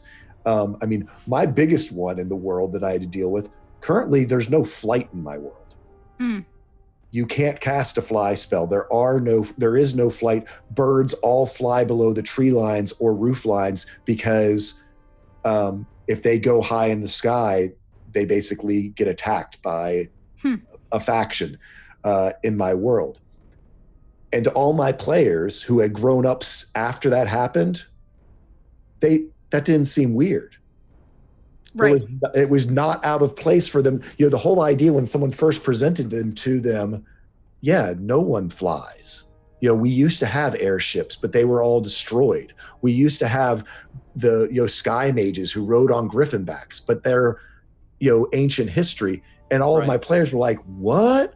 But that would have been the exact right reaction because they grew up in a time that nothing was in it. Even the druid, his mother, had given him a warning, that all druids get, that never take the form of a flying creature because that it will doom you. You will doom yourself to death if you do this. And so even something as ingrained with a druid, it was a story that then unfolded and informed them of the rules of the world, the rules of magic in the world, the rules of holy religions in this world. Was a discovery for them. And all my players have responded really well to it. My audience has responded really well, because the nice part is you get a lot of these big sort of, what? I never knew that. And it's nice to be able to reveal things that way. And also the dwarf told us this, and the elf told us that, and this high magistrate told us this. What's the real story here? And that whole idea that history is being written and told from different perspectives, and that you have to use that perspective just like you would in the real world. To sort of find your way in this world that they're living in. So don't be afraid of having a really deep, lore-heavy world, but don't turn it into reading a history book. Make it a story. Tell the story. Well, as I was telling you earlier, their guide who ended up being a settler who the druid killed, that was his story. That didn't mean anything and then suddenly meant everything. And that's how the world works. And I would say too, it depends on the world that you're building, right? So if there's a giant war going on, that's something that everybody knows about. That's something that you should put on a one sheet for your characters for session 0 or right prior to session 0. It's like, if you think about if the 4 of us were going to go start an adventure here in the United States of America to go, I don't know, solve the gun control issue problem, right? There are things that we all need to know about being here in America, who our president is, what is the economic state, the middle class is disappearing. These are small things that can go in bullet points that help frame the world so that as your players start, they're not constantly starting and stopping, at least for me to ask questions about, like, do I know that? Is that the king? Do I know the king? I would know who the king was, right? Now, that being said, I don't know anything about the structure of, I don't know, the political system in Switzerland. So if I were to travel over there now, I would be blank on that information. So I think part of it is you have to look at where the characters are coming from. Right. Each of them are going to have different information from the individual lands or villages that they come from. Are they highly educated? Are they coming from a city? Right? So when you're thinking about these things, it's part of it, I think Tal's right, is like, what is the situation? And not everybody's going to know everything. But what can they know? And I like to give all of my players a little paragraph of information that just their character knows, something that they've experienced. That's also a really rich way to bring something to the table that the characters get to bring to the table, not even me. I just give them the information and let them go with it. And that's really fun too, because everybody knows something different. Right. Nobody's the same. Yeah. And something I like to do in certain sessions as well, or I break up sessions into, acts, or these 3 sessions naturally fit together, is each session or group of sessions that we're playing together is to try and hit one theme that the group will learn about. I just like my own campaigns at home. It's like, today we're going to learn about what the religious system is like in this world, or we're going to learn about what the economic or the governmental system is like in this world today, or we're going to learn about what equality is like in this world, or inequality in this world is like. Rather than at the beginning have a huge info dump, session by session learn the world as the characters are learning this world as well. And there's a certain amount that the characters are bound to know in their backstories just from having been a part of this world. But some characters are more naive than others. They may know more or less than other characters, which you can reflect in how much information you give them as a dungeon master as well, and how much you feed them as well. And another great thing as well is the use of a history skill in D&D or equivalent in various different role-playing games. Roll a history check if a player isn't sure if their character would know something. Does my character know this? Dungeon Master, I don't know. Roll a history check. You can set the DC. And then you can feed them information as the game goes on. That's something I consistently use as a Dungeon Master, to feed information to the players that their characters would know, because there is always that distinction between what the player knows, what the character knows. And often as a player, I feel like my character might know something, which is when a history skill can come into effect. And as a Dungeon Master is when you can use that to dispense information when a character asks. A fun thing that Chelsea was alluding to that I've done on mine is use your bards. Remember that your bards were the oral historians of many lands and have traveled. And I have given my bard many songs that I've given either lyrics to, because I can't sing and their lyrics aren't even that great, but story pieces into it. I mean, again, you don't have to be a songwriter to do this, but I gave them here's some of your repertoire, some of the songs that you know. And as things have unfolded in the world, my bard's been able to go, wait, I know a song about that. That song was referring to a real thing. I mean, one of our big villains in the story has a song that was a nursery rhyme, just like Ring Around the Rosies. There's a nursery rhyme that the bard knew about warning kids about what turns out to be, there's a real boogeyman in the world that was just, very much like Ring Around the Rosies was the Black Plague, I think, or Scarlet Fever, whichever. Same idea. And that, we've had examples of stuff like that in our own world that you can, again, bring some validity to your world and, again, tie in your player to feel unique, that they know something, that their backstory matters. Yeah, I mean, think about Skyrim, for example. Like, think about the amazing songs I wrote for Skyrim that added so much to the history. They're just bards in a tavern, just like tuning out these songs, but they tell this like great, rich history of the world. I love that, Tal. That's really cool. Yeah, the bard aspect is. Go ahead, Gary. I was just gonna say the bard aspect is fantastic, and if anybody's looking for like you're a fan of reading, or even Audible right now has a sale on the works of Robert E. Howard, who wrote Conan.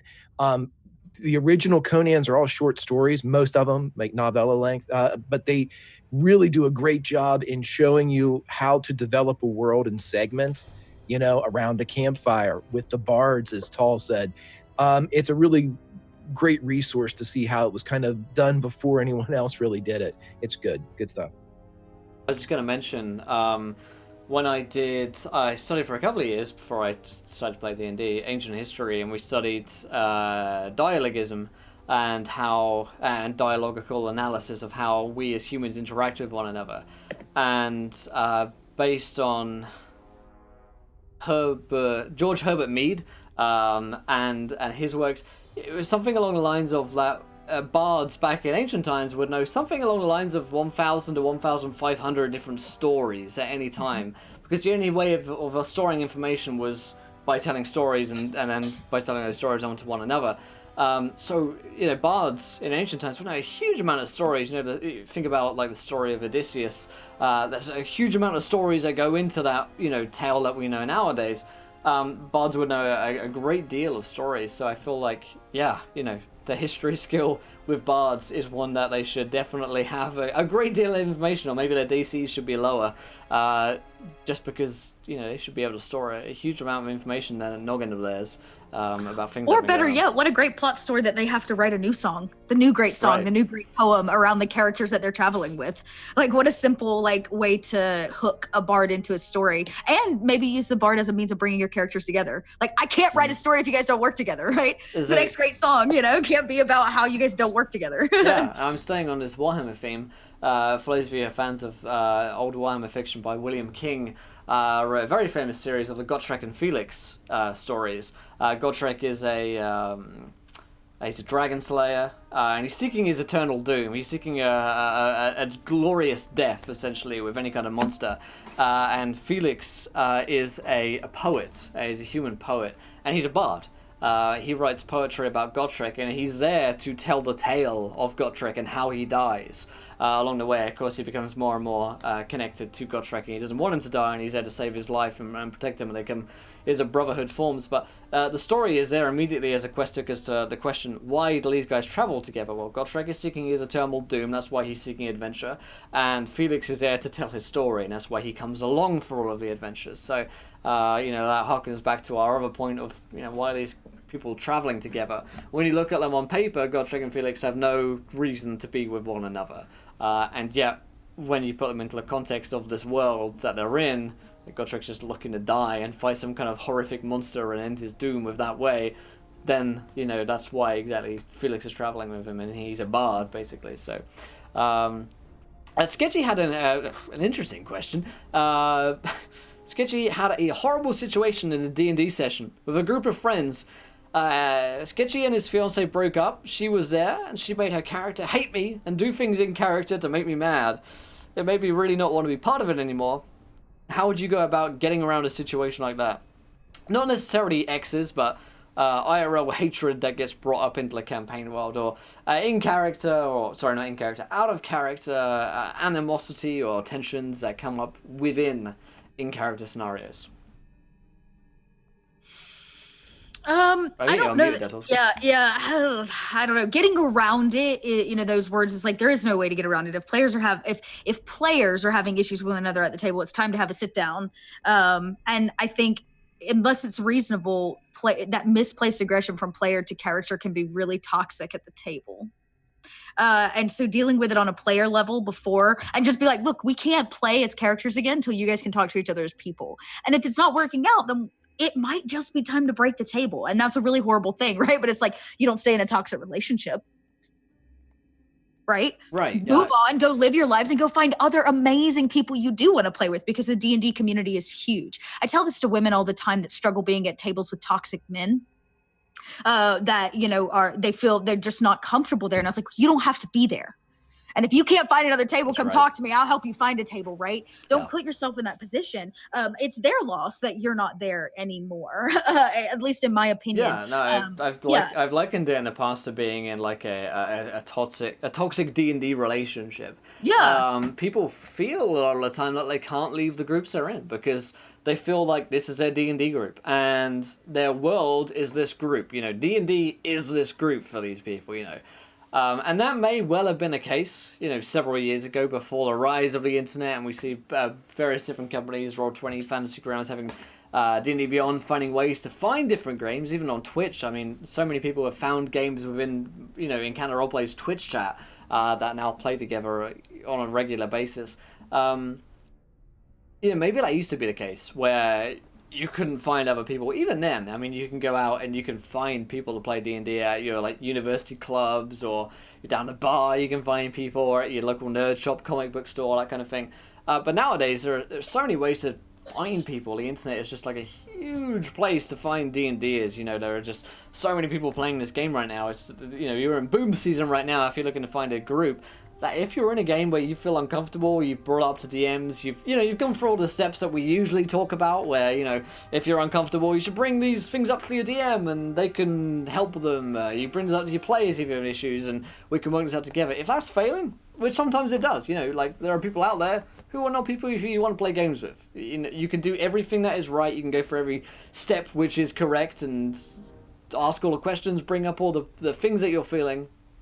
And they can shut you down. There are all these people out there for sure, especially on the internet. You know, you don't have to feel like you're stuck in that. You know, in those toxic sort of D&D groups or D&D relationships where you feel like, well, this person is the only person who's DMing, so I have to play with them. Well, it's not really the case anymore. You know, you can find groups out there in 20 seconds. I did a series on it, in fact, on the Roll20 app on how to find different groups. So, you know, there are so many people to play with. You know, there are 200 people in this chat right now who probably want to play D&D online. So there are avenues to take, and I feel like if you have brought up those points, you know, we've talked about interpersonal problems before and communication issues where if you have a problem, you can bring it up to your DM, or you can bring it up to your players, or you can say, you know, I feel uncomfortable when this happens.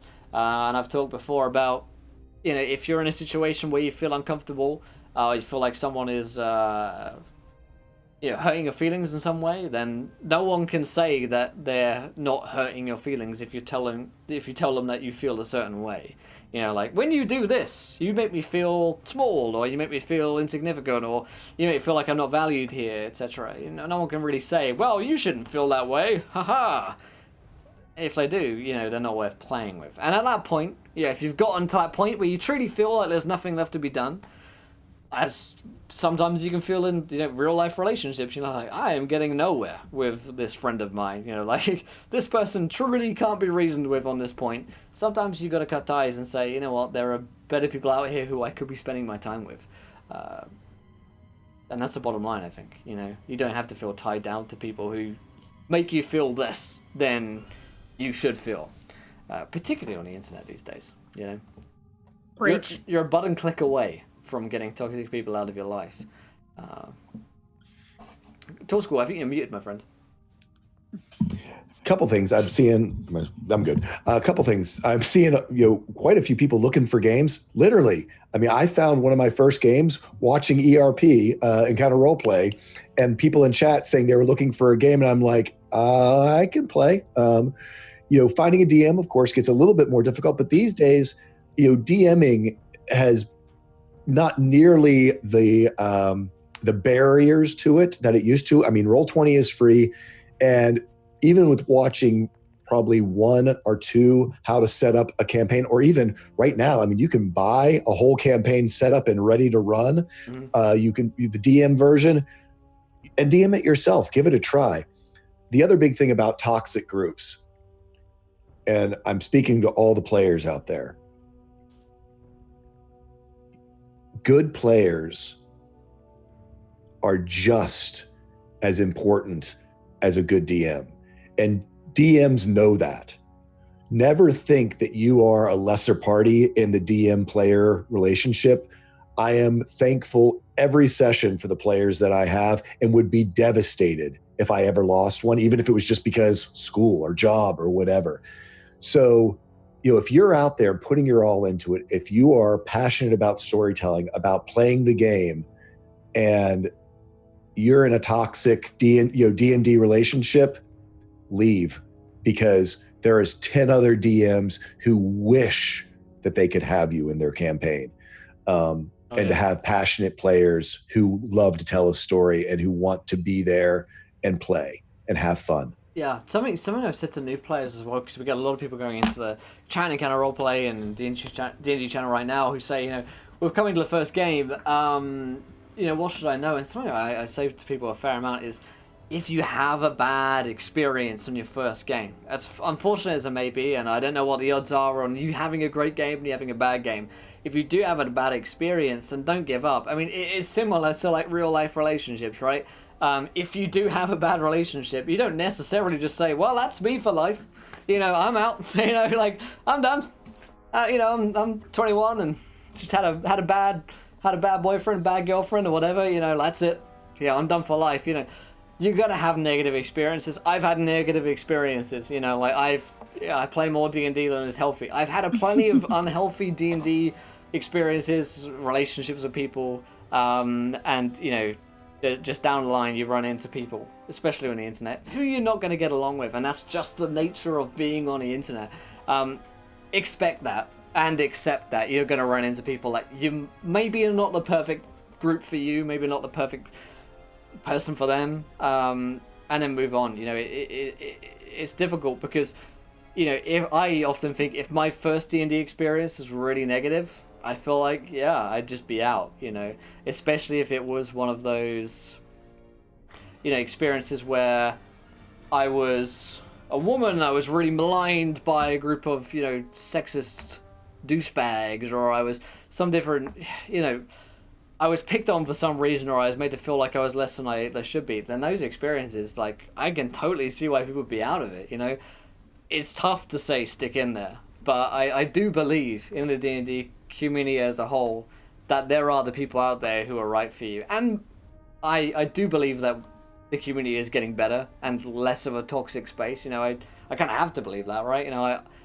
Like this chat right now, I think it would be a very different space if we were 20 years in the past and to where we are now. So in another 20 years, I can only believe that we're only going to get better. So if you have a bad experience, try and stick with it if you can. I understand that it's a difficult thing, I can only imagine, but I have to believe that there are the right people out there, and there are very positive people in this community. You just got to look on Twitter, look in this chat right now. You see a lot of positive and inclusive, forward-thinking people, and I'd like to think that the douchebags of D&D are phasing out as we continue to progress as a society. Follow Grant. Yeah. He is the light that will direct you wherever you need to be. He is in chat right now. Follow Grant Ellis. He'll find Papa you anything Grant. it is you're looking for.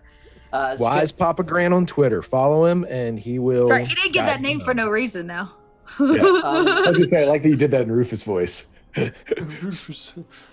Sketchy said, thanks to the response here, I did sadly end up leaving the friendship group as a whole, but if I ever have toxic groups again, I'll definitely take all this stuff on board. It's hard to do in the moment as well. We've all had friends who are in, toxic relationships who we've said, just break up with them. Come on, dude, or come on, guy, you know that this person is wrong for you. Mm-hmm. And, time after again, they don't do it until eventually they do. So, no one's saying, do it right now. You're a bad person for being in a group that you don't like. It's just one of those things that I think you grow and learn with. So I've seen a lot of people who are like, oh my God, DMing is so tough that first time and that sort of stuff. Here's the other one. And I know I certainly, before I DM'd my first time, again, it's talking to your players. Hey, this is my first time DMing, or I've DM'd twice before. Talk to them. And it's so easy. It is so easy. I played with Will a lot, and, totally in awe of how he would juggle chat and viewer decisions and DMing a game and keeping a thread of something together, or watch Critical Role or any of the other ones out there. And you mentally think that, oh my God, if my game's not that good, I'm terrible, a horrible person, and everyone's having a horrible time. It's not true. So, just the human experience of gathering your friends together and just telling a story or running a dungeon or having some little escape from reality, is so fulfilling in of itself, whether it is Critical Role level or is it that you're sitting there with the book open in front of you and reading the descriptions and going, I think everyone needs to roll a perception check to find this secret door. Oh, I probably should have told you about the secret door. I mean, it happens. It's a big laugh. You have a good time. Yep. And you'll get better. I look at some of my first episodes and just cringe. I never look back. Yeah. Don't go back. Yeah. It's too painful. And you know what? I've seen that video of you and Mitch way back. That the very first Numenera. Oh yeah. Way back, first season Numenera games when you looked like you were 12. I was 12. It was 2 years ago.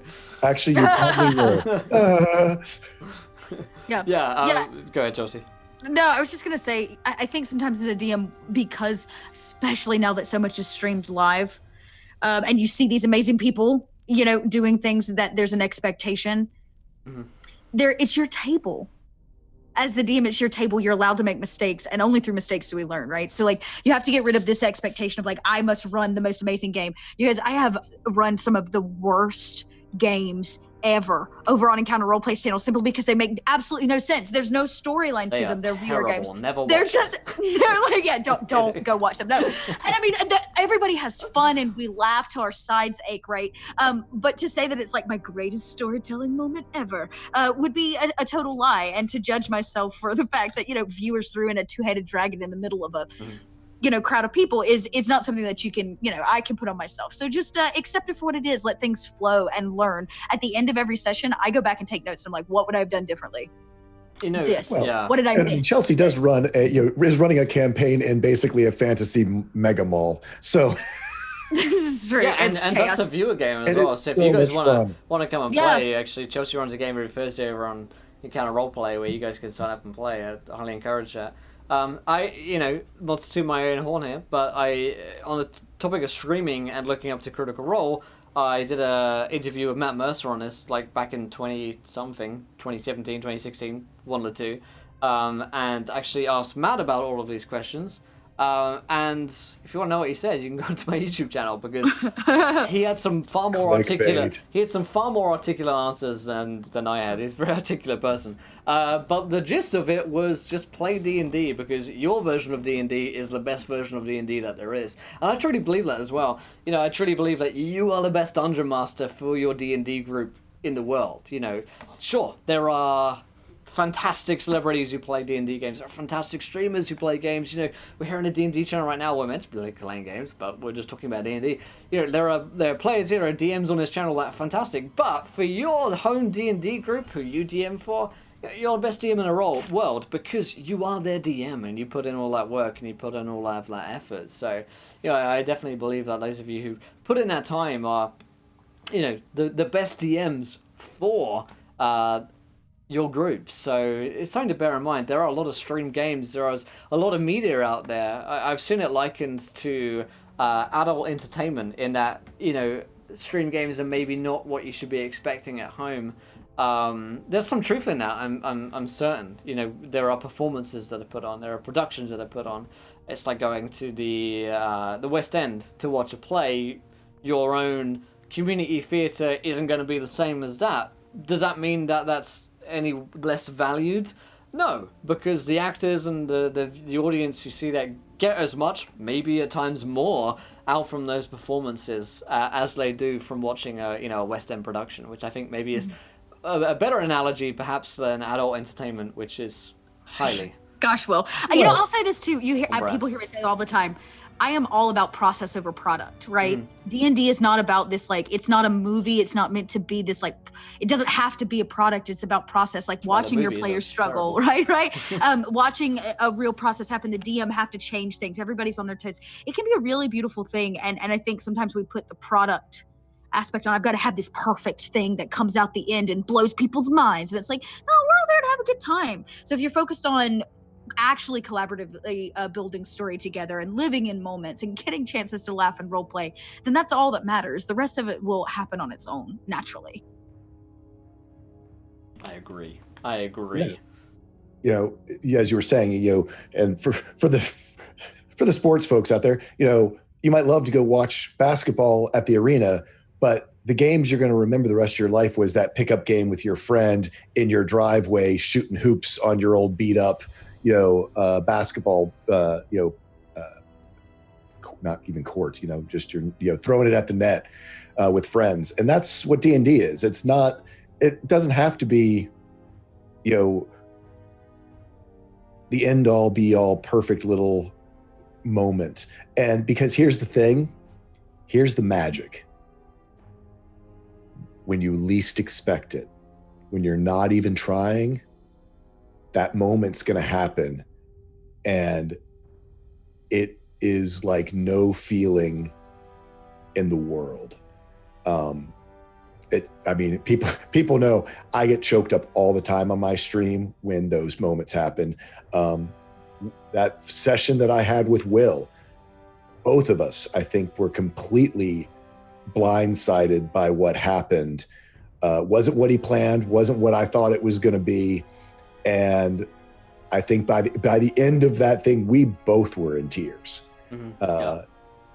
And in a million years would not have said that was what we were thinking was going to happen. And that's why you play D&D, because no matter how much you mess up the rolls or the rules or the wrong spell or whatever, at some point, you're going to work together and kill a dragon, or you're going to save, the blacksmith's daughter and feel really great about it, or all the townspeople will hold a parade in your honor. And all of a sudden, you as a player is going to get choked up that your character is having that moment. So that's what you want to go out there and grasp. And it doesn't matter if you're Matt Mercer or if you're, a couple of 11-year-olds in their basement. Mm-hmm. The magic will come. Mm-hmm. The magic is the process. Yeah. Yeah, Tal, that's fantastic, man. I hadn't played for years and years and years until a year ago, whenever I started playing with Will again. And my original dungeon master, he and I, the rest of the party, fell asleep the night before he left for West Point.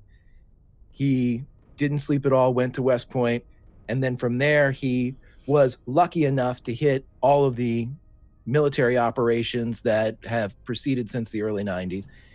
And after having not seen him for 20 years, we both meet again and we're fathers. First thing he says to me, he says, "Hey, remember when we saved that kid that was almost run over by that cart?" And I went, "Yep." And that's what we remembered, man. And and you know what? None of us were actors. None of us were Matt Mercer. And we rolled dice. We had fun. And like Tal and everyone else has said, those stories are your characters. That DM is your DM. And when you find the right table, that's the table. Mm-hmm. And as Grant says, the stories that you make, those are the legends. So, yeah. I mean, heck, I can tell you when I made Miguel, he was just sort of this idea of this, sort of rainbow, celestial, let's make this a fun person, because Will's put me in so many damn dark campaigns. I just wanted to have this nice, happy guy who was colorful. And lo and behold, here we are, episode 1, first thing, I have one of my most, the moment I'm going to remember forever, that also, again, you were talking about how your character, you find out who they are, with the, in a room, 4 guards, kill the guy, bring him back to life by counting off seconds in my head. And it defined, first thing, I mean, I'm going to share that story forever. But the other piece is, I was like, okay, Miguel's not just this guy out here who's, trying to find a conquest everywhere he goes. He's the guy who's never failed, and I saw, it was funny. I walked into work the next day and one of my engineers has that on their desk, is like, what would you do today if you knew you could never fail? And suddenly it was like, that's it. That's Miguel. It's not that he is, a braggart or whatever. It's just, he's that guy who's never failed. So it never even occurs to them, so to suddenly bring that dimension to that, yeah, he's like this suave guy, but to give that depth and find that moment. And all it takes, you roll that D20, cross your fingers, and again, let the magic happen. That's it. Yeah. And everyone experiences D&D in a different way, in a different level, and that's definitely what's coming out from this talk, I feel. Azure Swarmed asks, what are your thoughts on mentoring new DMs or co-DMing of someone who wants to get into DMing? It's a topic close to my heart, bringing new DMs into the hobby, because often DMs are those who bring new players into the hobby, and players become DMs and so on and so forth. And teaching DMs is something that I love to do. Something I actually used to run a series which was actually just bringing new DMs into a call, and we'd prep a session together and we'd start running a campaign together. Something that I found really useful is just teaching players, as I'm DMing, the skills required to become a DM. Often that is posing players questions, and they answer those questions, and then the players themselves begin to pose those similar questions back to me. Definitely, it's a great thing, and something that I've done in the past as well is with a new player joins the group, maybe an existing group of players who we've been playing together for a long time. Often I will, say, you're sitting next to this player. If they have any questions, they go to you. And about their character, and they can whisper next to you and ask about those questions. Or if it's online, they can whisper you in on Twitch or in the Skype call or whatever about questions that they have about their character during that session. And what I found that helps is the player who's teaching. It teaches them how to teach, and teaching is kind of what a lot of DMing is about. It is about learning how to teach. So often when you give a player the responsibility of helping another player learn, or being a DM in a scenario, it helps them become or learn the skills required for DMing that they're going to use in their toolbox when they are an actual DM themselves. So I love the idea of teaching DMs as they play. I haven't ever co-DM'd with a player who wants to get into DMing. That's not something I've done before. It seems like an interesting idea. Have you guys ever done anything along those lines? I did. When I first moved to Atlanta, I had somebody, I didn't have anybody to play with. So I roped all my friends and I was like, sit down, I'm teaching you how to play D&D because I need to roll dice with somebody. Right. So that's kind of how I got a group here and started around a table before I got online. But there was one of them that wanted to DM and wanted to learn how to do it. And I was like, well, I am by no means a guru, but I'll teach you what I know. So after every session, actually very similar to how this stream works, she would stay after and she'd be like, okay, talk to me about this. Did you plan for this to happen? How did you mitigate this? And so then we would just have a conversation afterwards off the game we just played. And now she runs her own table and is part of the Atlanta D&D group. And, I kind of love it. But I would also say sometimes the best way to learn to DM is to watch tons of them because everybody does it differently. Everybody does it so differently. Like Matt Mercer is a god, right? Like he's at god status. But I have learned so much just watching different DMs. Like watching Greg DM has taught me the joys of the perfect 2-paragraph description, right? Working and watching Will DM has taught me to be a better improv DM and learning to let things go, learning how to let things go and move forward. Watching, I think DMs also, you can learn so much from them and picking up. Yeah, wearing hats. There's nothing wrong with a wig and a hat, right, Greg?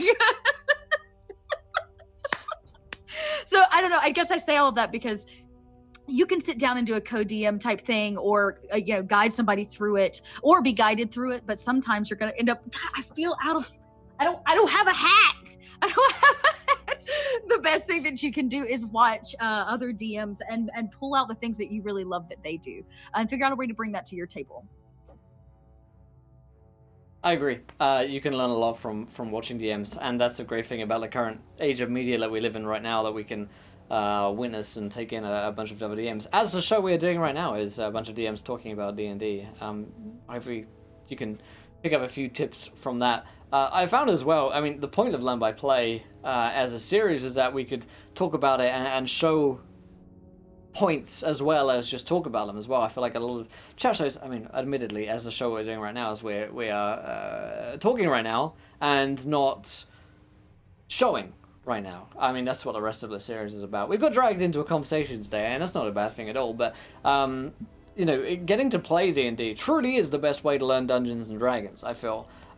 It's difficult, it's scary. Just like starting your first D&D session, diving in, you feel like you're naked in front of the whole class, and that's scary. But I truly do believe that jumping in and playing D&D was the best way that I ever learned playing D&D. Yep. And I did so, when I was 10, I started DMing for my family. I started playing a Warhammer 2nd edition fancy role-playing game was when I first started DMing. I eventually transitioned to 4th edition, which was out at the time. Maybe that was easier because, when you're like 10, 11 years old, you have no fears in the world whatsoever. Social anxiety has not hit you yet, you're not a teenager. And certainly the age that we live in probably puts in a fair amount of pressure for people as well, feeling that you have to live up to certain standards that other streamers have or other shows that you've watched have. But nonetheless, just kind of jumped into it and from there have naturally progressed. I took several years off and then actually jumped into a Song of Ice and Fire role-playing game with a bunch of friends. Ended up starting my company Encounter Roleplay.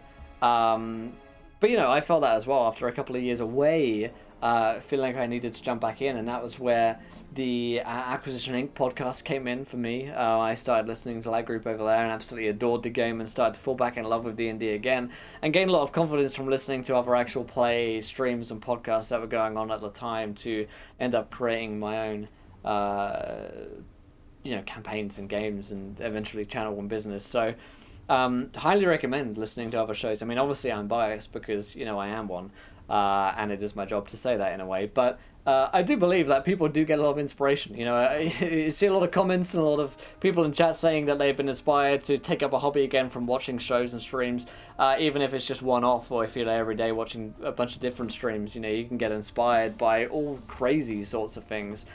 It's mind-boggling how inspiration works, not just as a 5e mechanic.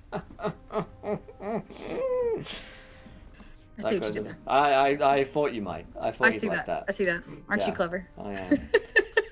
Naked School. Where did he go to school? I picked it up. Yeah, thank you. Yeah, just like it always used to work. Where did I Wow, go? some deep business tonight. Yeah. We got deep, you guys. So deep. Brianna said watching Will and Greg has made me a more sinister DM. I take that as a compliment. Oh, Good. for sure. Good. Whether or not that's intended, I'll definitely pick that one up. But yes, a ton of different ways to get involved in Dungeons and Dragons, a ton of different ways to get inspired. So actually, if you go back and you were to watch the first session of Learn by Play Season 2, I talked a lot about how different weird things can inspire you. And actually earlier in this chat, I talked about how a piece of artwork has inspired me. In the past, to create a whole campaign, I saw a piece of artwork, and I don't know who it was by, and it was of the scene of the undead. And they were fighting this eternal battle, and it very much reminded me of a scene from The Witcher 2. If anyone's played that series, and they're caught in an eternal battle, these kind of spirits and shades, and they can never, no side can ever win. They're just kind of caught in this fight, and I was like, this is such a cool idea for a campaign. So I took that piece of artwork that I saw, which made me think of that campaign for The Witcher, and then created a whole campaign up and around that where we'd come in each week and do a different aspect of the ghosts that were fighting this eternal battle around a castle. So it's interesting where you can get inspired by D&D, and all different types of movies and media that you have around you can do that. So not just D&D streams, like you don't just have to watch DMs DMing to be inspired to DM, Dude, I was watching Planet Earth 2, and oh yeah, okay, just that whole thing with the little baby lizards running through like the Valley of the Snakes. For any of my players who might be watching out there, just letting you know, because that just freaked me out with all those rocks, and then suddenly just like a bazillion snakes coming flying out of that poor little lizard. No. Just saying. Oh, What a god, David Attenborough. You do it again. Do it again. My 3-point plan to find a group from Roger Twy rather, was join a D&D Encounters game, still a good players away into your group, repeat as required. I haven't actually joined in any of the organized play for D&D or any actually organized play, whether it's Pathfinder or D&D or whatsoever. But I hear that's a great way to get involved as well. Go down to your local game store. I actually know one where I live, in Essex at the moment, and there's one in the town, Colchester, right next to me. I went into a comic store shop, and I was like, "Hey, I play D&D. Do you guys have any D&D products?" And like every Saturday we run a game if you want to drop by and play. So organized play is definitely a way to get involved in D&D as well. So plenty of different avenues. I was in a pre-game video audio prep for a game. 2 players were doing a voice acting competition. It inspired me to run a game only for bards. That's it right there. That's awesome. That's it right there. Inspiration from anywhere, man. Anywhere. What's a place where you guys have been inspired to write a campaign or a story or a quest or an NPC? Someone had asked me the other day, do you ever write NPCs based on people that I know? And I was thinking, I don't take in NPCs from people that I know in real life, but I do take in a lot of characters from shows, because I find that characters from shows are often very caricatured, or perhaps more caricatured than real life people are, because people are nuanced and weird and have different aspects of their personalities, whereas characters in TV shows often have, 1 or 2 elements which are particularly pronounced in their delivery, in the way that they speak, or what they're about. I definitely think Mutt in this campaign is incredibly caricatured in the way that he delivers and what he's about, and reminds me from different characters from TV shows across the ages. But do you guys have any examples of characters or even worlds that you guys have been inspired by? Yeah, no, go ahead, Greg. And I was just going to say real quick, I usually do the same thing Will does, just because it's easier to do a bad Sean Connery and then know that guy's like Sean Connery, the caricature from like The Rock or whatever, for me to be able to like go back and play it. But when I was in college, I wrote a paper called "I'll Get You on Page 3." And anytime I meet a prick in real life, whether it be somebody I see nowadays, it's parents talking like shit to their spouses or their kids. That goes right in my head. I look at everything that gal or guy is doing. I lock in some of their mannerisms, and any vile, disgusting NPC that you see roll into any of my short stories, any of my shows that I put on here, I met that jerk, and you can too if you have the unfortunate experience of running into him. But I try to play him as honestly as I can, so somewhere their dastardly deeds are recorded without me having to, punch a parent in my kid's class. So, I can do it like that. Yeah. Punching parents. Self-restraint is a Oh, problem. there's a couple, man. I find it interesting. Sometimes I'm inspired. I get inspired a lot by art. If you guys can't, tell, like that's a huge part of my life. But I have the tendency, also, if you can't tell, that I'm a little politically charged. So occasionally, and more often than not, I pull a lot of my games from things that I'm actually going through in my own life. So I absolutely despise the commercialized Christmas holiday. And it's actually what inspired me to write The Great Gallery of Grundrundi, which is what's currently running on the viewer game right now. This idea of like issues I have with the kind of concept of the corporation and commercialized America, and how we commodify everything, and money is key to happiness. At least a lot of people think. So that actually inspired heavily the entirety of this huge shopping complex that I'm working on, or that we're playing through right now for that game. I've been through bad breakups, and I remember finishing watching Buffy and Angel around the time when I first moved to Atlanta, and the first game that I ran was heavily based off of heavily based off of their love and how love can also be a curse. And so it was this whole thing about this, like, he stole her heart kind of a thing. And so I deal with that. So I pull as a DM, I guess, a lot for my personal things, and then kind of abstract that into these situations, scenarios, and issues that I find just really pertinent in my own life, I guess. Yes. Little Cup of Joe's right as well. Stealing rampantly and remixing, reskinning things in D&D is so simple and somewhat, I don't know who said this, but all art is stolen. We just reinterpret artwork. And that's true, right? To some degree, like everything we do is a collection of experiences from various different topics and genres and experiences and pieces of art that we've seen and watched and or played through. So absolutely, Right. the artwork created is all stolen to some degree and remixed.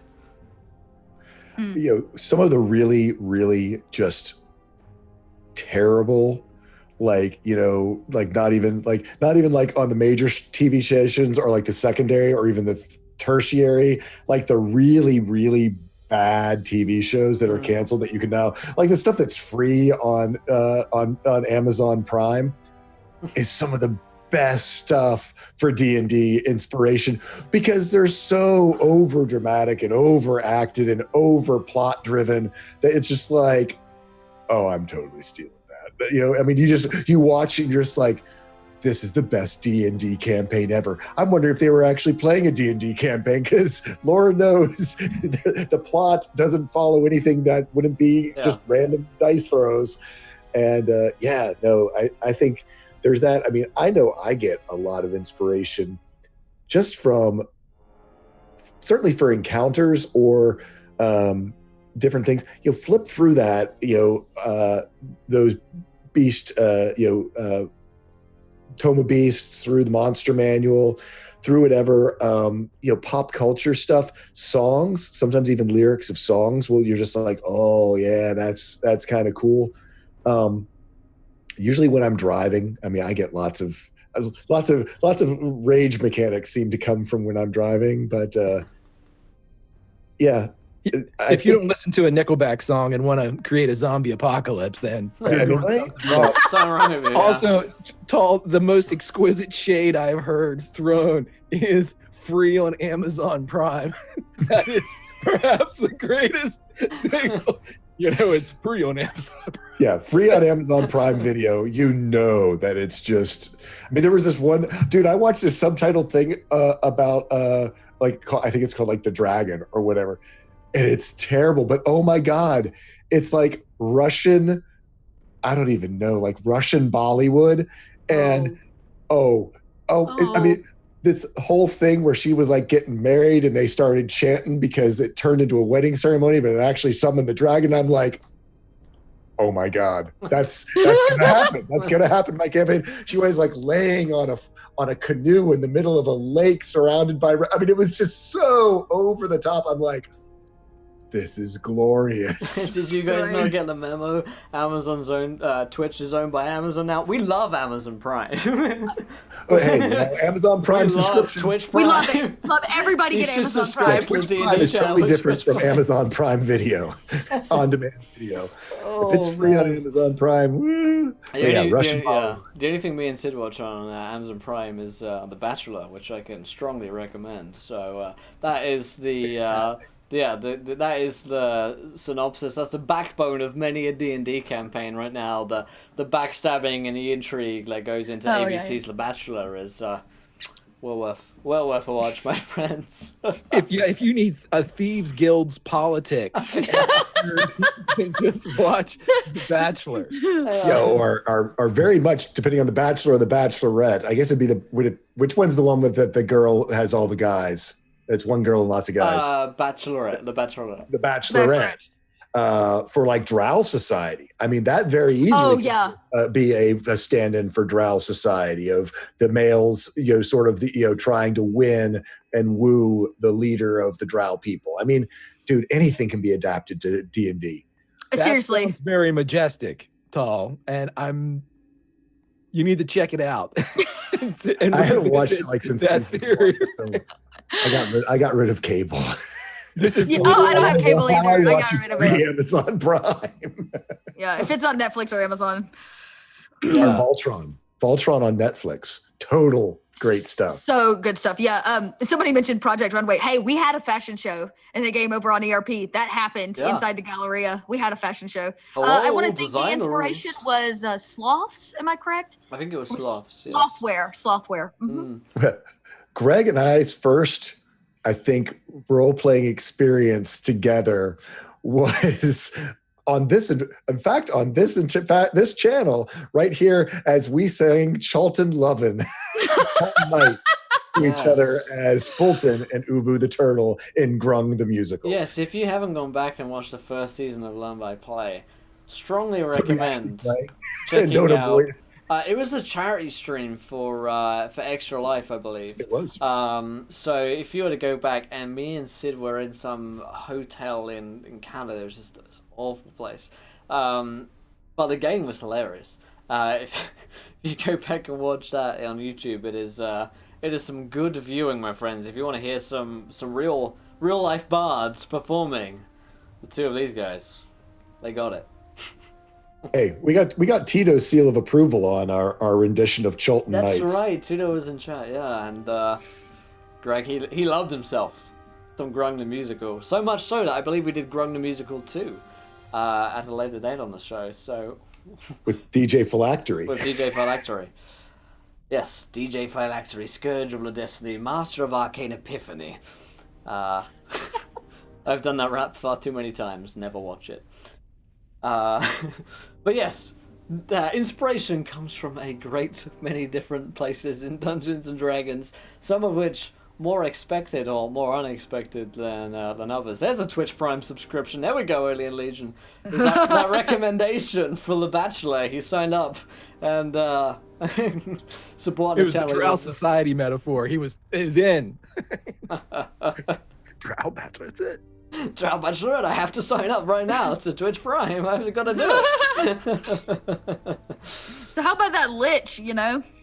We got 99 problems, but Liches. Oh, Lich ain't one. They're not one of them. Not one of them. They're not one of our problems today. You guys are all good. We'll kill you when Sid comes back next week. It's just like, Perfect. Did you deal with the Lich? And we're like, no. No. We just waited for you.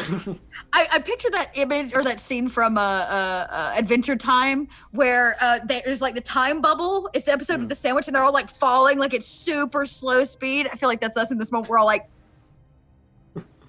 Yeah. I was picturing that gif from Community in which Sid walks in with the pizza and everything's just gone wrong. On fire! Everything's still on fire. It's like the Christmas episode or something, isn't it? That's such a good one. Oh, man. Cracker said one of my favorite games I ran. I had a Bard NPC. The party was questioning. Tell them that he would trade in for info for a new song to add to his repertoire. Two of my players looked at each other and sang the entire Le Poisson song from Little Mermaid. Oh my god. Perfect. Yes. Actually, probably. Yeah, there's a time in my life when I think I knew all the words to that. Yes, we're about the darkest timeline. Yeah. Well, because I just like doing the he ho ho ho.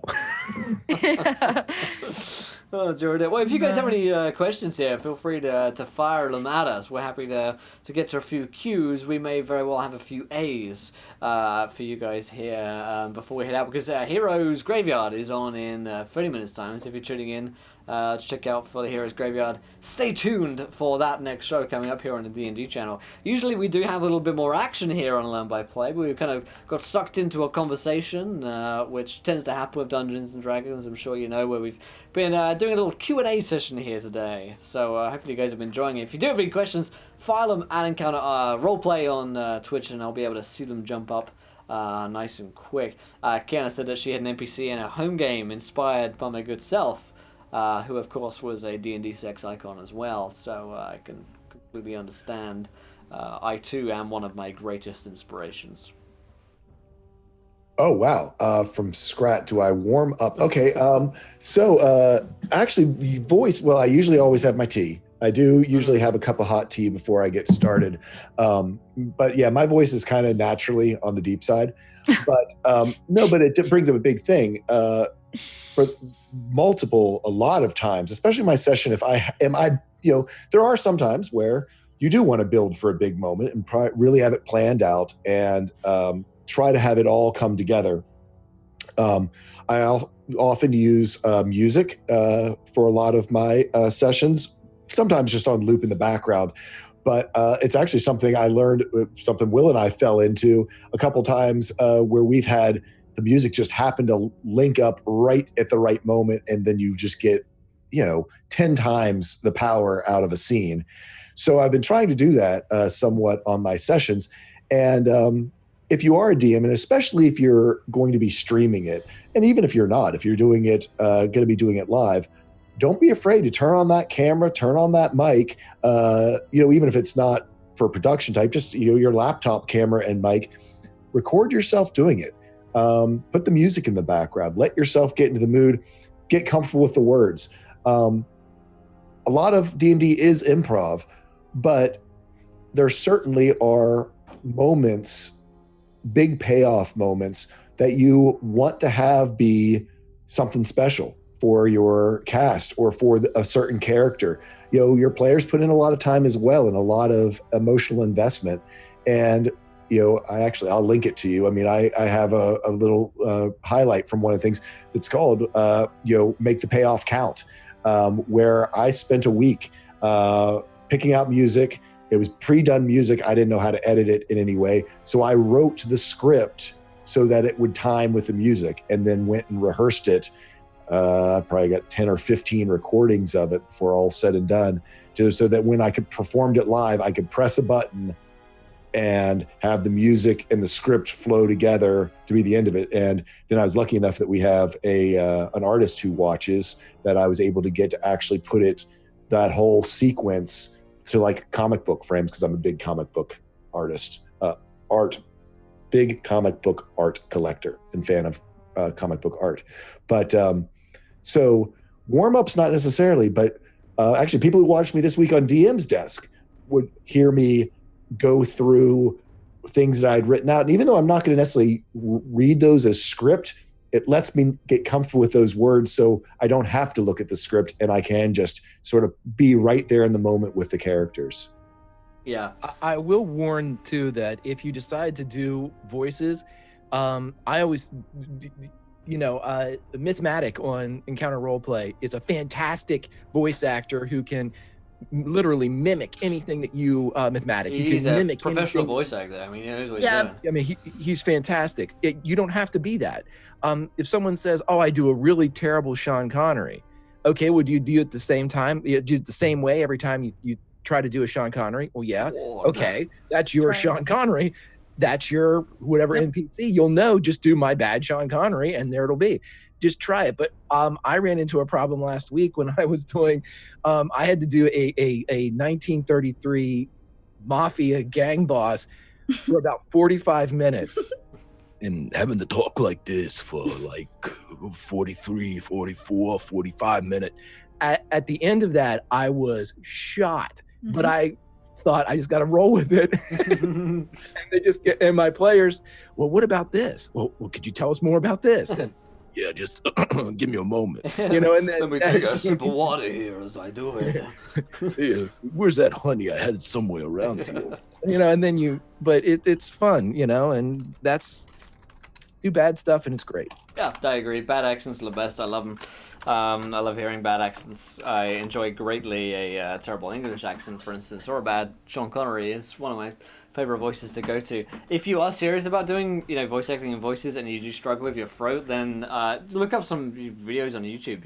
They are really helpful to learn how to speak from the diaphragm rather than from your throat. You could hear someone when they're tearing up their throat, and I'm like, I feel so bad for you. I know you're doing this, and I've done it plenty of times in the past. I've tried to do a Gollum voice or whatever, and it just completely kills you. And there's a reason Andy Serkis knows what he's doing when he's a voice actor when he does that voice, because he can do it for 10 hours a day on set, and he learn how to do that. So if you're serious about doing that, then you can. There's some guides out there on YouTube and around the internet where you can really learn that stuff, how to do, professionally if you're really interested in it. But I really think that just hacking out a terrible accent is fantastic, and at the very least shows that your players are going to a great deal great deal of effort for them, which I'll appreciate. Chelsea, you had a point on this one. Or another Did I? one. You had your hand up for a second, and I thought you. No, were that was looking in the me. mirror. That was me opting into the okay. bad British accents. Yeah, good. that was me as Rufus opting in. Rufus, yeah. It's. I love those voices. Well, and another one, I mean, I probably everyone's noticed, for Miguel, I have to do the shoulder lean in order for me to get there. Yeah, let those your body physical position aspects, yeah. lead you into your accent. It certainly does certainly help out to help you. First thing, you don't always have to do an accent. You can just do intonation of your words. I mean, character I had today just spoke really fast and all the time. And hey, I always go over here and they always talk to me, but now they're not talking to me. So I'm thinking something weird might with those guards out there. Should we keep an eye on them while we're over there? You can do things like that aren't necessarily, going into a big deep accent and being all suave and everything. Yeah, things like hitting, like, does the person talk heavily hitting their consonants? So all their T's are really tough, right? Or is it something as simple as like she's got a lisp because she's missing her front teeth? Like that's a way to build character without having to like feel like you need an accent for every person. Because as a DM, if you're running running across a lot of NPCs, you will drive yourself nuts trying to keep up with all of them. So just like pick a really simple thing. They hit their T's too hard. They talk really slow. They talk really fast. They have this kind of lilt in their voice because they haven't hit puberty quite yet. Like little things like that are easy to play on and add so much to a character without having to overdo it for yourself as a DM. Excuse me, sir. Would you like another set of fries with that? I don't know about that, Rick. Just like, Yeah. You can look as well. I studied music for a while, and like the different elements of music are interesting to bring into that as well. You can, like pitch and duration, tempo as well, like Toolscore was talking about, as well as timbre, which is like the accent that you're going with. There's a bunch you can do there as well. Like the texture of a voice is completely different to like the tempo of a voice as well. So like you say, if you're playing characters speaking really quickly, talking at a really high tempo and speaking really fast, it's completely different to a character who has a really gruff voice but still speaks in the same accent as you. So there's a lot you can do. And I think as well, like pitches can be a lot different for men and women as well. It's really easy for guys to go down very low. And it's easier for women to go higher than it is to go lower. So you can play off the natural, rhythm of your own voice box and what your voices naturally have to them as well. Yeah. Well, yeah, and female voices don't necessarily have to be caricaturely high, especially for guys. I mean, I've got a pretty deep voice. One of my NPCs, is almost sort of Mrs. Doubtfire, like, oh, Diaz, how are you today? Which is not a particularly high voice, but just has a nice little bit of that sort of older intonation that you can put in there, and so you don't have to try to be this caricature of a woman, or for a woman a caricature of a man. You can keep your voice pretty normal by just get a little more nasally, get a little bit more throaty. I always have a hard time trying to do an old man's voice because I do get throaty. I can never get that. I mean, I think Will, I always listen to he does great older people. Father Elion to me is like just such a perfect older gentleman's voice without being a caricature, and it's just like, what are those little things that give you those hints that here's someone who's older? Or also when you do 37, someone who's younger, that sort of teenage overconfidence. I think the content of what you say is, as if not more important than the delivery of how you say it. So even if you don't do voices, you're not confident in doing accents, you don't have to do accents. The delivery of lines is just important, like the tempo again. If you're playing a villain who speaks very slowly, they become just more villainous and more scary because they weigh their words so much more heavily than like Shaggy from Scooby-Doo, who's like, oh boy, Scoob speaks really quickly, he's like, oh man, or like Morty from Rick and Morty, who's that kind of underdog character. They speak very quickly because the value of their words is less. Villains tend to hold more value in the words that they say because they're very measured in the way that they say things. So there's plenty you can do, and tone and body language is as important as the accent or voice that you're doing with these voices as well. So let's take one more question before we wrap up. Heroes Graveyard is saying 15 minutes, for those of you who are asking. From Genly, AI Dev. How and if do you guys deal with and get inspiration for non-binary gender characters and sexuality? He says, if this is a touchy topic, just skip it, but we'll take it. Chelsea, you had something on this. Yeah. So in the podcast that I helped produce called North by Northwest, my character is actually completely asexual. And it was inspired by the fact that I have stints of solid asexuality, where I'll go months and just be like, I'm not female, I'm not male, I don't want to touch you, please don't touch me. You know, it's just like these weird moments. And for a long, long time, I struggled with them. And it was actually this character that's allowed me to kind of come out of my shell with those like ebbs and flows of asexuality. But I think that if you have somebody at your table, again, after you've had that conversation that really wants to play an asexual character, there's usually a reason. And so I find Silo is one of those characters for me. And it actually had nothing to do, it had everything to do, I refrain, with this idea of wanting to have a character that she was female and identifies kind of as female, but isn't super sexual, but she's also not masculine. And the way she goes about every situation is different because she doesn't identify as male or female. Taking off her clothes doesn't mean anything. She's half mushroom, half gnome. She doesn't have any bits, you know, like she reproduces by spawning more mushrooms off of her body. So for me, it was this idea of like, how do you go through the world differently? When she flirts with something, her favorite thing in the whole world is green grass. So she's always making finger guns at grass, right? Like she finds connection with things as a druid, and an asexual druid nonetheless, that other people don't. So I think it's something that deserves to be brought to the table, just like if you have a character that wants to be gay. We have that storyline happening as well right now in the podcast. Val is kind of finding out that she has a crush on a woman. It's real life, because nobody in real life, you know, like the world around us is not black or white. And it's a great opportunity to build a much richer world, to say, well, there's this race of people who are asexual. Right? They don't reproduce the same way we do. How do we learn from that? Or there's an entire race like the Drow that bring females to the forefront as the leaders. What does it mean to have a game show where they select their mates, you know? Playing with sexuality in a very open way and a safe way can be very beneficial at your table and add a lot. Absolutely. I think it's something too that as part of the D&D and the role-playing community, that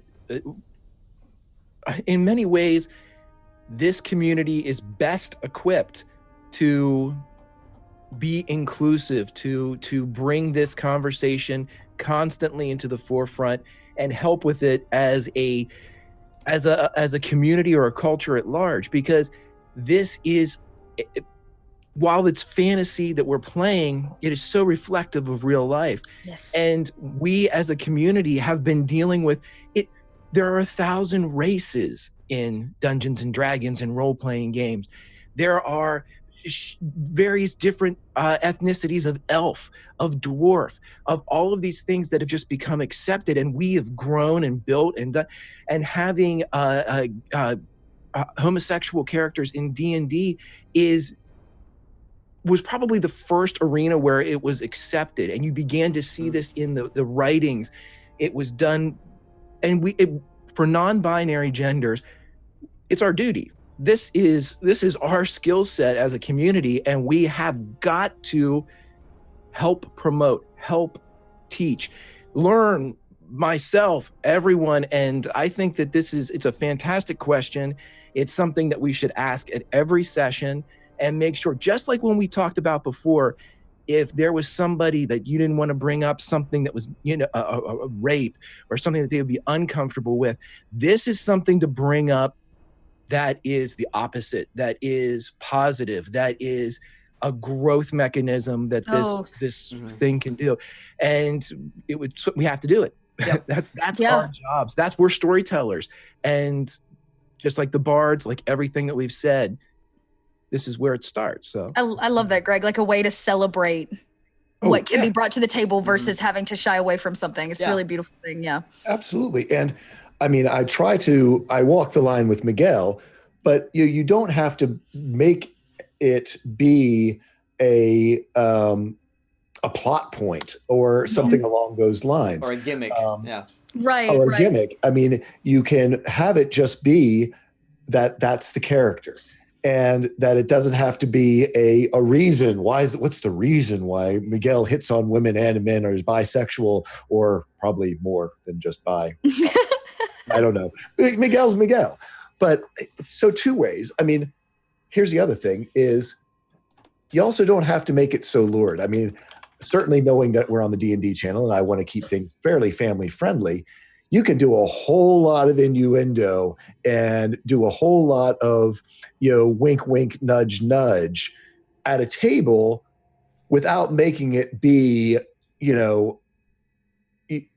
so overly sexualized that it becomes uncomfortable, that it becomes, Well, if you actually look at some primary forms of media, such as Disney, there is a huge amount of adult jokes which go in there that are clearly for the adults to enjoy, which are inherently they joke about sexuality or sex in general is played upon as a joke, which clearly kids don't get, but you can actually get away with quite a lot in PG media.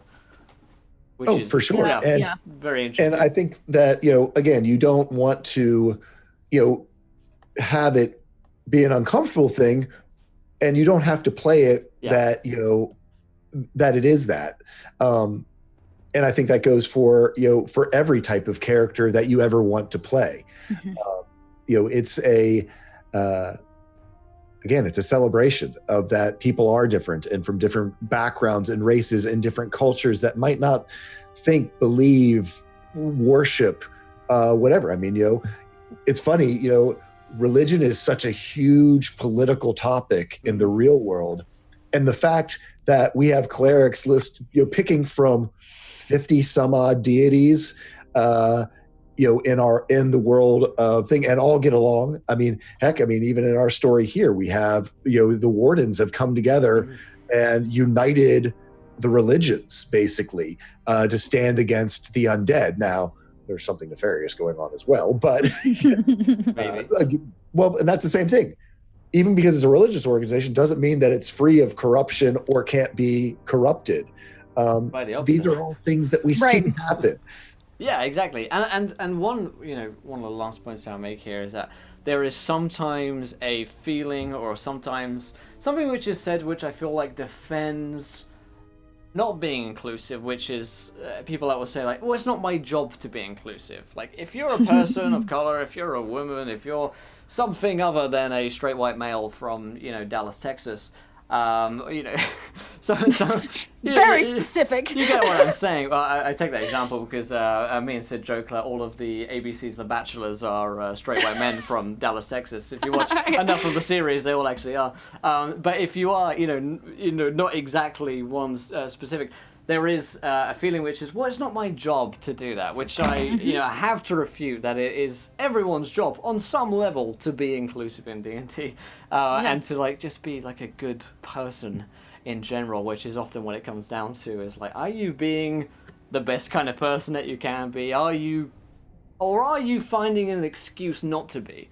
And it's easy to find excuses not to be a great person today, and a lot of examples that we can take from modern day that we can or into our news media that we could throw into this. But I think that comes down to our bottom line is, are we being the best kind of people that we can be, no matter where we come from or who we are or what kind of background we come from? And if the answer isn't no, then something needs to change, and that is wrong. But generally, I feel like the D&D community is a fantastic one for that. And when I look elsewhere on Twitch, as a full-time Twitch streamer, I've been here every day for 3 years. I've seen plenty,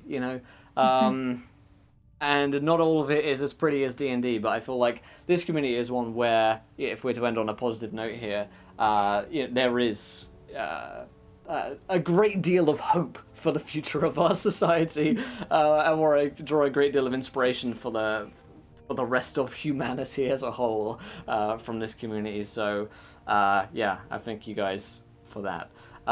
We're coming up to the end of our show here, so if there's any last points you guys would like to make, just fit them in quick here. I would just say, I think as a DM, you have an obligation to be equitable at your table. I think that it's taking on that leadership mantle, or that role of the leader, right? Like when you're a leader of something, no matter if your troops do wrong, it's your mistake. Yeah. And so there's this idea of like when you open a table up and you want to lead these people through a story that is allowed to be equitable in any way that they want it to be, as long as, you're not making somebody uncomfortable or there's a consent problem. I think it's one of those really glorious badges that you get to wear as a DM, and you should wear it proudly. And in doing so, it means you also have to be able to live up to the mantle of doing that, which is to be equitable. I would say for the last little bit, if you ever want to sling dice, if you ever want to watch someone sling dice, if you ever want to talk about watching somebody sling dice, follow us online, reach out to us. We're always here. We want to talk. We love doing this stuff. We mentioned before, Grant in chat is a luminary. He is if there is a lighthouse that you need to orient your course towards, there's none better. But find us. We're here. We've been waiting. Welcome home if you just showed up. Yeah. I guess I'll go back to sort of somewhat of what Greg said and what I was saying earlier. D&D can be a celebration of every different story, every different person, every different emotion and moment of the human experience. Don't be afraid to go and explore that. Just find a table, whether you lead it or play in it. Roll the dice, let the magic happen, because storytelling is a part of the human experience, and we've lost a lot of that in our world today. We've turned into a very passive culture of just taking in media and not participating in it. So go out there, find a game, roll some dice, the magic will come. Yes, absolutely. My friends, we're at the end of tonight's scheduled programming. It's time to head over to Heroes Graveyard here in a couple of minutes' time. If you enjoyed tonight's stream, you want more, you can drop by every Saturday at 6 p.m. Eastern. We're usually playing and slinging dice ourselves here on Learn by Play, but tonight we've been doing a bit more of a Q&A. If you want more of the stuff, let us know. You can follow us over on Twitter, @EncounterRP is just up above my name. There you go, follow us on Twitter. And of course, if you enjoyed tonight's show, I've got a link for you guys in chat over at Encounter Roleplayers, where you can find all of us playing games together, Dungeons and Dragons, and a variety of other role-playing games. So come over here. Talk D&D with us, tweet at us, get involved in our community, come play in D&D with us. We'd love to have you guys over there, and we love having you guys part of our community. So we're looking forward to our next game over here on the D&D channel for Heroes Graveyard. Let's go around the cast and crew. Did we enjoy ourselves? Where can we find you guys online? Start Tool School, what do you think?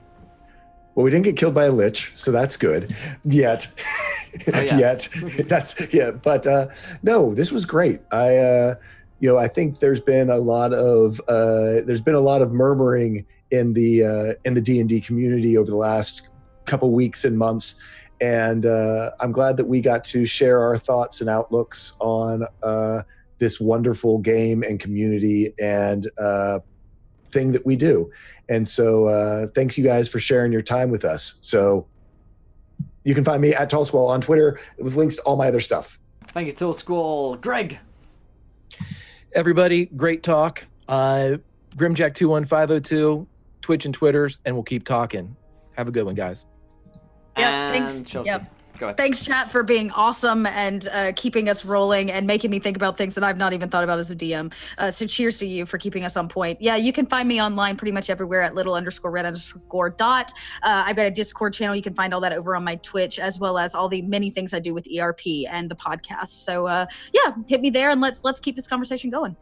Great stuff, guys. Great job tonight, everyone in chat. Thank you for your input and for your thoughts and your ideas. You've made some stimulating conversation, as always, here on the D&D channel. We hope to see you guys over on our own channel and Encounter Roleplay, but thank you again to the Wizards of the Coast for allowing us to have this opportunity to chat with you guys tonight. We look forward to next week, 6 p.m. Eastern, for more Learn by Play, and I hope you guys enjoy your next show, Heroes Graveyard. But until then, try not to throw too many nat ones, because we want to be here laughing when you do. Good night, everybody!